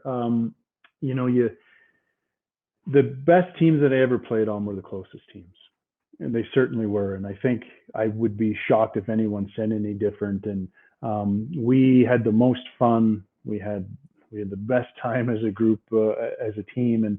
And that connection and that sort of growth as a team that comes and happens. And it happens organically because there's just a certain point during a season or maybe over the course of a couple of seasons where you really see your team come together and know that they're all kind of pulling in the same direction. And so it comes from your players at a certain point. And from a coaching perspective, I never thought that, when I was 27 years old, I wasn't going, hey, I'm going to be coaching when I'm done playing kind of thing. It just slowly sort of started creeping into my mind later in my career, and thought that it'd be something that I would enjoy and be a part of the game. And so you kind of jump into it with not a lot of knowledge, to be honest with you, but I fall back on a lot of the things that I went through in my career, and I rely on those things to kind of help me as a coach now. And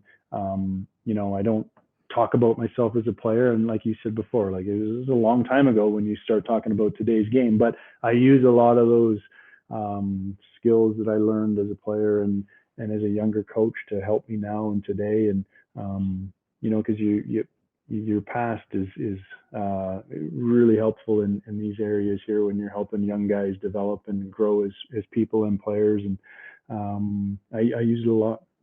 Yeah. If that answers your question there, I think. Well, you did for sure. I think it's hard to probably put a finger on one thing, right? But I know for me, even what I do, like my biggest growth has been in that aspect. Of course, being a student of the game and what are teams doing and what's happening to the game. Like you have to have your pulse on that. But I think, my biggest growth, my biggest successes has been in like what makes the person tick behind this athlete, right? Like what makes this person be good, and how can I communicate what I see for them, and how that's going to relate to them. So it's relatable in a way that they're now going to be able to implement these actions and want to take action, and want to take consistent action, right? Like all these different things are like, to me, that's psychological and it's not necessarily physical. And you can expose yourself to different people. Conversations like this help me. Different books help me, right? There's different ways to soak this stuff up. But I see that direction of coaching and that direction of like success being more along those human, psychological lines rather than the physical lines right now.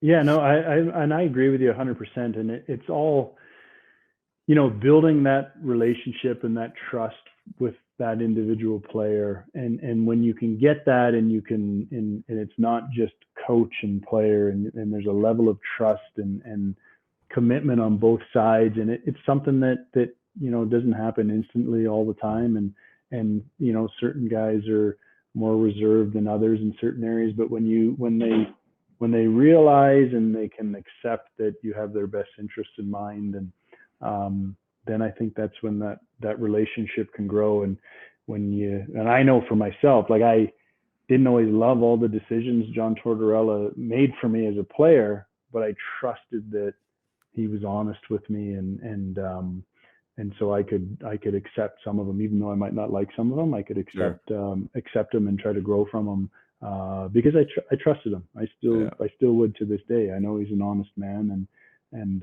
when the players recognize that in you, and now how do you relay that and how do you do that? I think that's all individually. You gotta learn as you're going through and find what works for you, and identify what works for one player or another might not work for the next, and trying to find the ways to push them and prod them and help them and all those areas. The other aspect of that, we're kind of doing a deep dive on this right now, but is like, I think personally is finding your individual authenticity and identity as a coach to help those players find their individual authenticity, right? Because if again, my opinion, but if you really like John Tortorella, you trying to be John Tortorella probably isn't going to work because the boys are going to see through that loud and clear, right? So you have to find who Nolan Pratt is in this environment to be able to use whatever traits that you might want to pick up on from some of these other mentors or role models that you had. Do you find that's part of your own personal evolution too as a coach? Yeah, no, I think so. I think as a coach, I've always been, make sure you know your stuff, and you got to be true to yourself and be who you are. And if you try to be anything different than that, players recognize that fast. If you're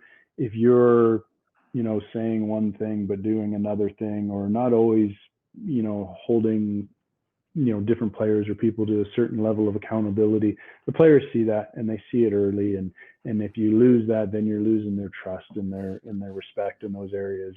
So you got to be yourself, and find a way to help your guys with being who you are. And if you change that and you try to be something that you're not, it will never work for you, at least in my opinion. Yeah, no, I agree. I got to touch on we're getting close on time here. It's always the way it goes. But I mean, two-time Stanley Cup champion, like 2001 with Colorado. Like you said, you had a short time there, and you didn't play any playoff games. Were you on the black? You were a black ace that year, I assume, traveling with them. So I was on the regular roster the whole season. I was traded from Carolina at the draft, and then I got traded again in the summer. But I played the whole season in Denver, and just ended up being the odd man out for one reason or another, and there for the whole thing and practice. So wasn't a black ace, but I didn't play any games that year. Yeah. Oh, okay. So you were whatever, a normal practice player, but just didn't get in the roster. Yeah. What did that mean for far as your name on the cup? Is your name on the cup in that scenario? Yep, on there. So I think I played 40 something games there, and I think it comes down to ownership or general managers. They make those decisions when it comes down to it. And but I was there the whole season and a part of it from training camp to the end, and wasn't necessarily the way I envisioned it going. I know that when I was traded, I remember really good friends with Adam Deadmarsh, who was already there, and who you would know obviously very well. And I remember thinking, I'm going to win a Stanley Cup when that trade happened. And I told my family that like the second after I was traded, and we did. And, I would have loved to have been more a part of it, but I take some valuable lessons out of that. And it was a tough year for me, but it was an incredible year at the same time. I learned a ton as a player, and probably more importantly as a person. That was when you guys beat Florida in 4, right? No, that's 96. We were Jersey. Right, 96. Yeah. Sorry. 96. Yeah. That's right. Yeah. Wow. So that one is it must have been really special then. Like fast forward 4 years. Now you're in Tampa. Now you play 20 games. Now you're a part of that grind, the physical grind, the mental grind on the daily, and you get to hoist that cup with sweat on your brow. Like how describe that feeling and what that whole team was all about and how you guys came together that year. Yeah. That was a few year process there that had taken place with, through the draft and bringing in veteran players like Dave Andrechuk, Tim Taylor, but also drafting Marty St. Louis came to our team, Dan Boyle, but they drafted LeCavier, Brad Richards. So, bringing in Habib Bula. And so it was a process to get there. And I was a part of it for a couple of years before we ended up winning. But, I just think at a certain point that the biggest thing for me would be going back to, Tortorella and the culture that was created within that organization and that team. And everyone was held to the same standard. So whatever your ability was, you were expected to perform in these certain areas. And at a certain point during that year, we were fully bought in as a team, and it really, took off on its own. And we just kind of steamrolled through it there. And we felt invincible, I think. And at least that's certainly how it felt for me in every series and along the step of the way. I was like, well, I don't see any way, we were sort of, they're not, they've struggled in Montreal in the past, or they've struggled on the road against the Islanders, or they haven't played well against Philly. Like I don't know that I ever doubted at any point during that playoff run that we weren't going to win. And even we were down 3-2, had to go to Calgary and win. And overtime. Yeah, and I can remember my parents asking me, "Well, should we book a flight to Calgary to come watch?" And I was like, well, "Why don't you just stay here for Game 7?" And it wasn't like an arrogance. It was just as like that was my belief in our team and what we were doing, that we'd be back for Game 7 to win. And one thing led to another, and it did happen for us. But I felt like our whole team felt like that. So. That's wild. Well, I guess I mostly spoke about Martin St. Louis earlier in the conversation. You were really a first eyewitness account of, maybe not the early days, right, when Calgary let him go and said you'll never play in the NHL, which it's like, I just love that story for so many reasons. Obviously, the youngest players listening. I mean, you talked earlier about people telling you couldn't do something or you would never be something. And, Martin St. Louis went from being somebody that they said they couldn't play in the league to, being the best player in the league, winning the Art Ross Trophy, win the MVP. Like, that's just such a crazy, crazy ascension. And you saw it. Like, what did you see in those few years that you were there with him to kind of from where he started to where he ended up? Yeah, well, he ends up in the Hall of Fame, right? So yeah. He's I will just say, like, him, he was such a hard worker, man. Like, he is so competitive and wanted to perform at the highest level at all times, whether it was in practice. And we used to have these little games that we'd play, these one-on-one games. And obviously I was on the defending side of it, but we would do it all the time, pre-practice and post-practice. And he's just always fine-tuning his game, but he was just an ultra competitive player, and was never going to be told no on, whether it was within a game or his career path that you spoke of there early. And incredible person, incredible family, just like a real joy to be around as a player. And I feel privileged to have had the chance to play with him, but he's someone that you want to be around, and whether it was on the ice or off the ice, and guys want him to follow his work ethic and his commitment and his will, if you say so. All right. I spoke with Kevin Weeks, who had the privilege of being there with him too for a while, and we talked about the mindset side of it. And we talked about it a little bit with you. It sounded, well, with Martin and with a lot of players. I know for me, I never could quite get there myself either, but Kevin spoke about Martin he had to get to the point where he believed he could be that player at the NHL. And it took him a little while, to do it for whatever reason. Did you, like, how do you feel about that mindset? And we talk about the toolkit and like the physical skills of somebody, but that has to be present with the mindset to allow those skills or that player to come out. Either as a player or now as a coach, can you speak to mindset and how big of a piece of a puzzle that is for players?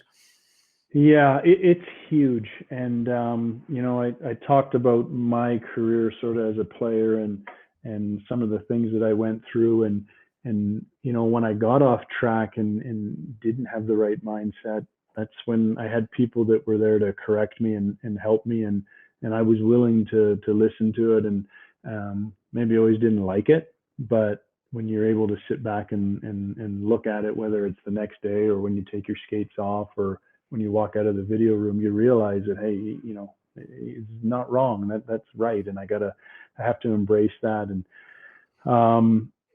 because everybody that gets drafted is a really, really good hockey player, right? They really are. But that's just sort of the beginning of the journey. And getting drafted is one thing, and then getting a contract's another. And I didn't realize that until I was going through it. I just figured I was drafted, I'm going to get a contract. And then all of a sudden it's like, whoa, I might not get a contract. Like, well, what do you do then? Right. And so just the mental side of the game obviously is huge from your path and your journey and the process that you're going through as a young player or turning pro, whatever the case is.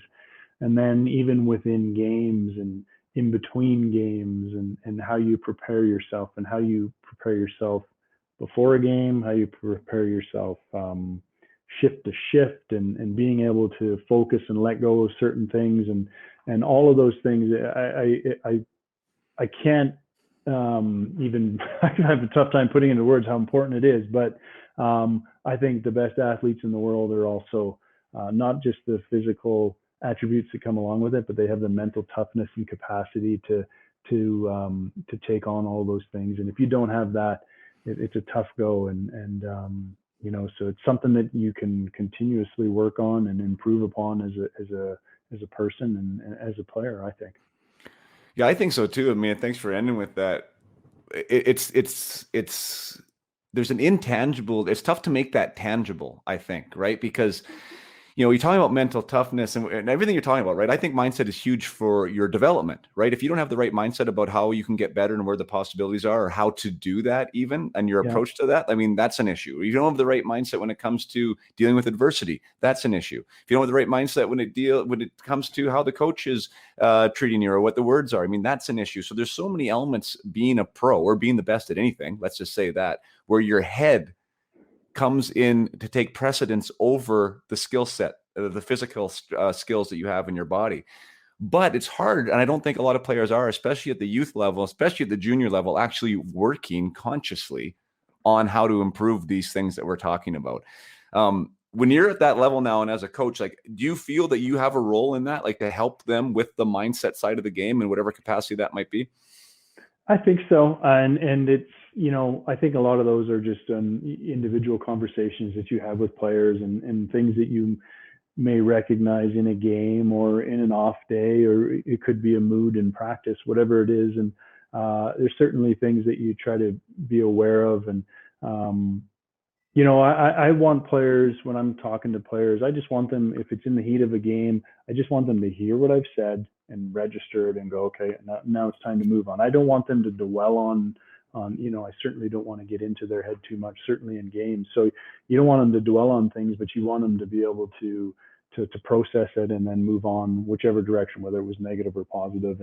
And the players that are good at doing that are the ones that you see the consistency in their game and you watch them go out there and perform night in, night out. Well, they're dialed in from the mental aspect of the game as well. And that is really, like, when you talk about a lot of the things, like the physical side, obviously you need the physical traits and skills to have success at the NHL level, but as much or more importantly, you need the mental skills to deal with that adversity and the challenges, because you're going to be tested. You're going to be tested on that career path for certainly for an ice hockey player. You're going to be tested daily, not just in games, but in so many different facets of the game and life, and how you deal with those is, will certainly could change your path along the way. Yeah, it impacts you big time.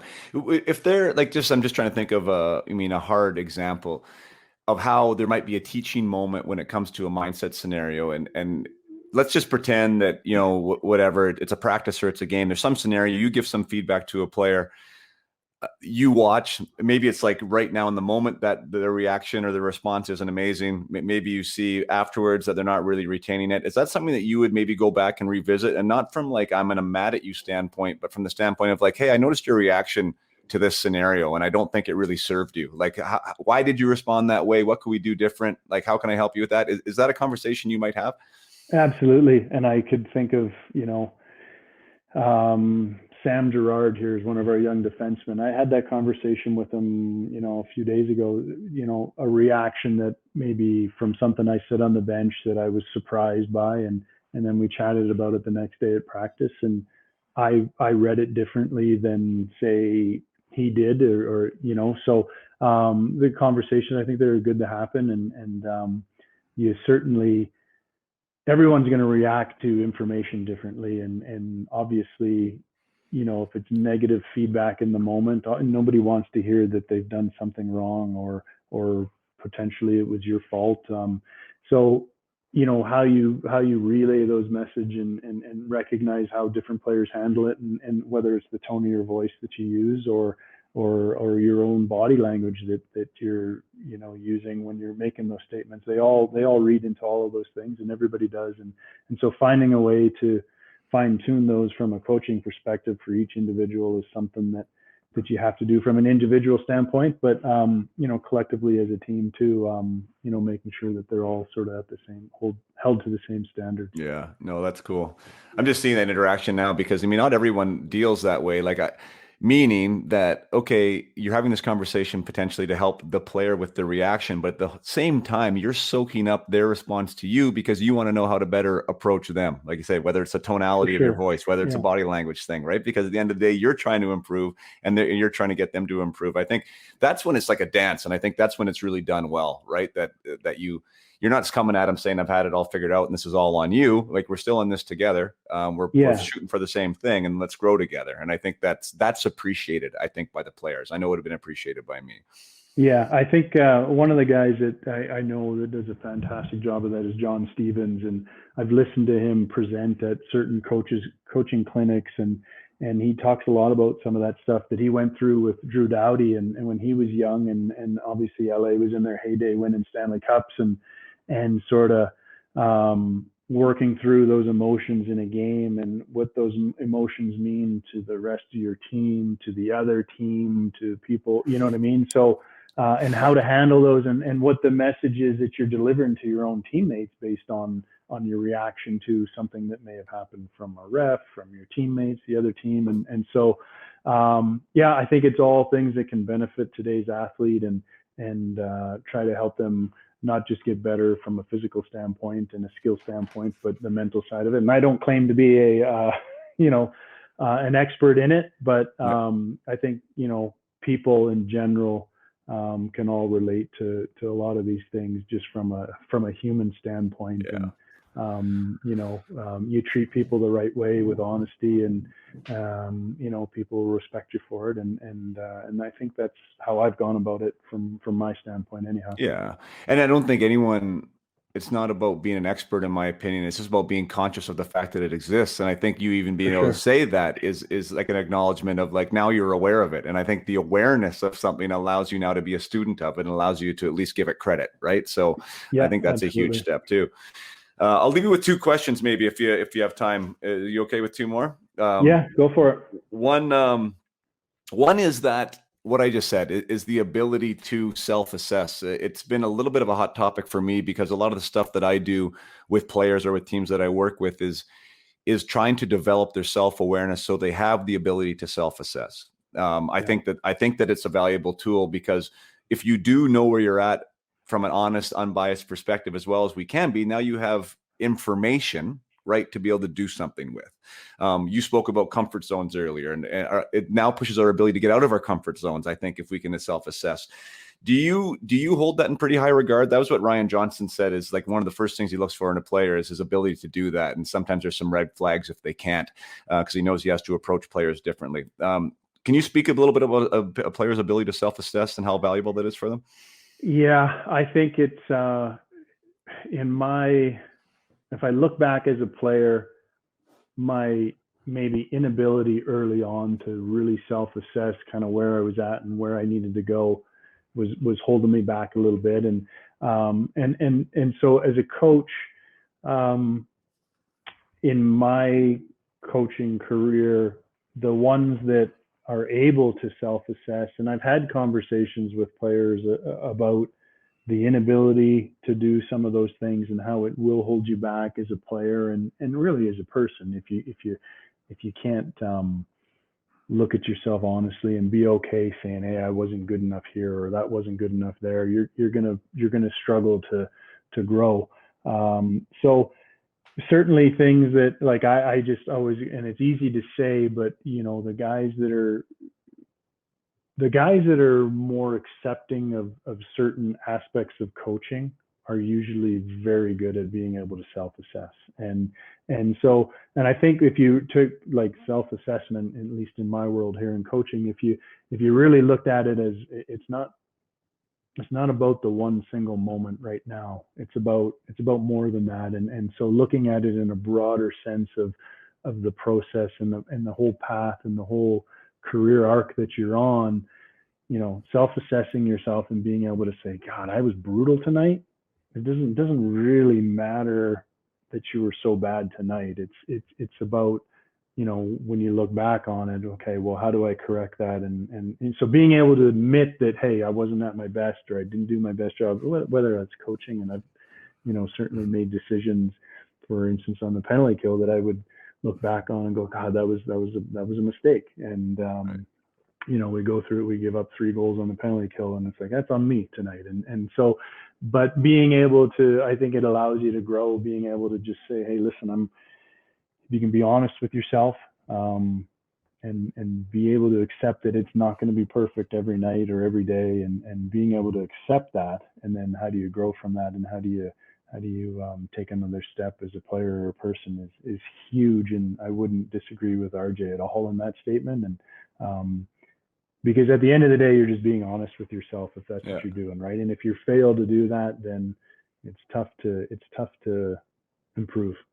Yeah, and I'll just follow that up with, we've all had players, and maybe we can even look at ourselves as individuals, but some guys when they turn that lens on themselves are overly critical, right? And some guys are also overly positive. So like, it's okay to celebrate successes, because I think a lot of guys that do get to higher levels are generally pretty hard on themselves. I mean, they just are. We're sort of wired that way. And sometimes you need, whether it's as a coach or a leader or as some type of, influencer in these people's lives, to be like, you did a lot of things well too, though. Like, let's be honest here, right? Like, let's not just focus on the negative. And then there's some guys that think everything is roses, and you have to be like a little bit more, well, no, buddy, it wasn't maybe as great as you think it was tonight. So I think it does work both ways. That self-assessment, I guess, side of it is all I'm saying with that. Yeah, no. And I would, and I didn't mean to put a negative spin on that. That would be both ways. Absolutely. And you have to be able to recognize as a coach when it is a good night. I think you need to reinforce those things, and why and how and what did you do today that made you better tonight, and why were you so good tonight. So being able to self-assess on both sides is critical to success. Yes. Yeah, that's cool. You know what just came to mind, and I'm sorry I'm going on a tangent here, but you catch them when they're good just came to mind. And I think that's a little bit maybe of a new philosophy in coaching too, because it was always catch them when they're bad and remind people when they're bad back in the day. Like, do you have that more of a coaching philosophy now, is like to remind guys when they've done stuff well and acknowledge that success? Yeah, I think so. I think like when I think of, if I was to sit down with you and do a video session from last night's game, we'll sit down and I'll cut out kind of all the fluff in your game and just kind of dial it into certain areas of your game. And I go through that approach with, I show the good and the bad throughout the whole game. And I'll try to just kind of do it in order of the game happens. So I'm at the same time, I'm showing you where you were having success one night. I'll show you, hey, this is where you were struggling and this is why. So I try to do both at all times. And I think players need to see when you're playing well and you feel good and you're feeling confident, and the game just kind of comes a little easier for you at whatever level it is, when that confidence is there for you. And how do you find a way to continuously find that level of confidence? So I think it's important for them to see the areas that they're having success and the areas that they need to improve upon.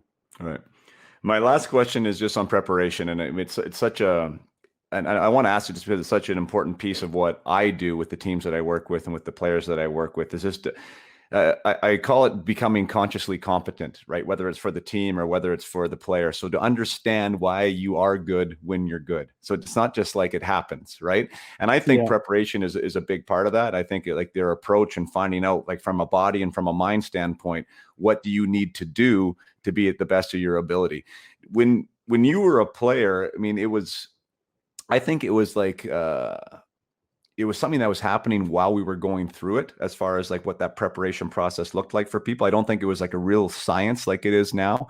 Can you describe when you were playing your best, what your preparations looked like, and maybe contrast that with some of the players in your team now, or what it would look like for let's say a more modern day athlete, what guys are doing?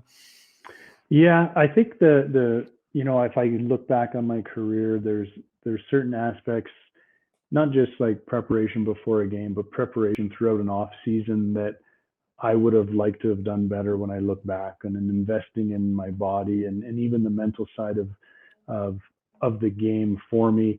I feel like I could have done more to help myself and maybe prolong my career. Maybe I would have been the same player, but I feel like I could have prolonged my career if I took certain areas and tried to improve upon them. And today's player in today's game, they are finely tuned athletes, and certainly ahead of and that's not a knock on players in my era, because they certainly were incredible athletes. But today's athlete seems even more tuned in than 25 years ago, obviously. And so they're so well prepared and so well focused in on what they need to do. And probably getting off topic here. Was it from a physical standpoint, or you mentally, or? Well, I mean, I think the one that eludes people most is more the mental side. I think, especially from a young player, like I think guys understand they need to get their rest. I think they understand that they need to put some food in their body. But I think sometimes the ball gets dropped on that, how to have your mind ready for either the competition that's coming, the competitive level you need to get to, the intensity, or even not to be thinking on the ice, right? To prepare your mind to know the systems, like whatever that process is. Like maybe you could speak more on that if you don't mind. Yeah, I think, individually, I think everybody handles it differently, and your preparation and what you do to get ready for those games. And, I was a creature of habit, and I like to do things in the same order. I don't consider myself superstitious by any means, but I had an order and a process to get ready for games. And whether that was, and I still do now as a coach, I do all my stuff kind of in the same sort of order to get prepared. And you watch our players have routines that they go through. They have, their arrival times and their prep that they start with during the games. And that really starts the night before with how they handle themselves and what they do. And so that when they wake up, they are feeling fresh and they're ready to go. And then, I think, a term that maybe is used too loosely, but sticking to the process, whether it's individually or collectively as a team, but being able to know what the end goal is for this season, and are things that help our guys stay focused night in, night out, or week to week and month to month throughout our season. So the preparation never sort of stops for them, I don't think. And, right. and being, knowing what our goals are collectively is I think been a big thing for us as a team to keep us focused and keep us, pointed in the right direction. Sure. Yeah. I mean, I got my shirt on. I don't know if you can see it, but I say greatness is a decision. And I think, that's kind of part of preparation too. I shouldn't say kind of, it is, because I think that there are a lot of choices that do get made between the whistles and the puck drop, on the ice that are going to help you either from a collective organizational standpoint or from an individual standpoint to be, your greatest, to step into that greatness. And you mentioned process, which is another interesting thing, because when I'm working with young players and probably not at your level, guys coming up, but I'm like, if you can't describe what you're doing as a process, you don't really know what you're doing. Yeah. So like if you're not touching on something to do with your mind, if you're not touching on some type of visualization before a game, if you're just showing up and thinking this is going to work out well for you, you don't really know what you're doing yet. And that's okay, because we can figure it out. But you do need to have some type of process, because there's a decision there to be your best. And there's habits that are going to go along with that. Yeah. And listen, when you're young, it's tough, because as a kid, I play mini sticks in the hallway and then go play. Right. But, you begin to recognize, what you maybe were doing or what you were thinking before you enter those games and, or those trips. And, as you get older, you need to be able to, as you said, self-assess and recognize why you had success and how you're going to have success moving forward. And, it's something that as you continue to get a year older, I think you continue to recognize those things a little bit easier than when you're younger. Yeah, no, maturity, for sure. And I think that doesn't get touched on enough in the mainstream media. Like, you have a Bowen Byram there, who I've mentioned already, and a lot of the guys in your team. Just because Nathan McKinnon, he's 25, I think. Is that what he is now? 25? Yeah, so, he might still be 24, but yeah. But it's crazy, right? Because we've known him for so long. We forget that, this is still a 24, 25-year-old, man, right? Like, and we don't get enough credit to the emotional maturity that is required, that we all just inherently don't have just because of our age. Just because they're amazing athletes doesn't mean that they're all of a sudden 35-year-old men, Absolutely. So there's a lot of a learning process there. And, and it's good. I think going back to maybe that's a good way to close, like going back to the idea of being coachable and being humble enough within this facility that they have, that is so talented, to remain humble enough to be coachable and know that they haven't all quite figured it out yet. I know I was victim of that. When things go well for you and you're a talented kid and you're doing these things, like there's no reason to really think you don't have it figured out, because it's always been going so well, right? But I think that's who you are surrounded with. I think that's the message, from your coaches and everyone, to keep that grounded ability to be humble, have the humility to be able to know that you need to grow and just grow within the game. And I know that that's something that makes you light up inside, because I've read some of the stuff that seeing these guys develop, seeing these guys go on to pro careers and establish themselves is such a thing that you can have so much pride about, because it's you're part of that journey. It's so fun. Yeah, no, it is, and I think it's one of the most fun things that I do is being a part of these guys they're young, you know what I mean? And our team, we have a young team, and some of them are, Byram's closer to my daughter's age than he is to mine. And so you got to keep that in mind when you work with these guys. And, it's a young man's game. It's turning into one. And so, you try to help them along the way. And I take a lot of pride in trying to be a part of that journey and enjoy their successes, but also but be there when it's not perfect for them either. So. No, well, thanks so much. We'll wrap up here. My God, I could ask you questions for all day. We just need to get a 6-pack of beer and we'd be just fine. But I think that's a great way to end. I know that you're doing a ton of great stuff there, you and Bedsy. What an amazing thing to be a part of that you're on right now. I know you guys are all excited every game. We got to get back to playing, but I know that this season had high expectations just as last. And it's nice because when you're in that window, that building point where this thing is happening, it's coming together, and you don't get that opportunity all the time. So it's fun to watch, man. I really appreciate you sharing your lessons with my listeners today on this platform, and all the nuggets and all the insight from being a player, making it happen, and also now helping guys become their best is much appreciated, Pratter. So thanks so much. Yeah, well, I appreciate you reaching out. So we haven't chatted for a while, but it was great. It was good fun. So almost as much fun as our Bantam days there when we were tearing it up. So, but it's crazy when you think back on that team, how talented it was for such a young age, and what some guys did after the fact. But anyway, ultimately it was a ton of fun. So today. Yeah, well, thanks again. And one of the best parts of doing what I'm doing now is because I'm talking to guys that either had a relationship in the past, have an ability to catch up and kind of revisit it in a way that to me is so fills me up. I love these conversations because it's better than doing it in a bar somewhere or whatever, right? Have real conversations about real things. It serves my soul, and I always leave these conversations feeling jacked up. So thanks so much for sharing today. It's awesome. All right, man. I had fun. So okay. I'll let you, we'll just conclude here. Thanks so much. This is Nolan Pratt, assistant coach of the Colorado Avalanche, for episode 52. Thanks for everyone tuning in today, whether you're on YouTube or whether you're on Facebook or whether you're just listening this afterwards on whatever podcast streaming device of your choice. I hope you enjoyed the conversation, and till next time, we'll see you there. Well, another amazing conversation. I was jacked up after that one. It's so good to see some of these old friends of mine, these old faces. Well, they're not old faces. Old meaning not old looking, but from the past, right? These faces from the past that I've either played with or have had the pleasure of playing for in some cases. And in this scenario, I played with Nolan, obviously back in our Sherwood Park days, and then played against him for 4 tough years, and when he was with Portland, and then sometimes in the minors, and then it's been 20 years almost since we probably had a full-time discussion. So he was gracious enough to spend his time with us, to share his insights, to share his lessons and his stories, and I couldn't be more grateful for that. Without guys like Nolan stepping in here and dedicating their time to us and to this program, all of these golden nuggets of information would be inside Nolan right now, and we wouldn't know any of them. So thank you, Pratter, for coming out here and sharing. And boy, you got such an exciting team to watch.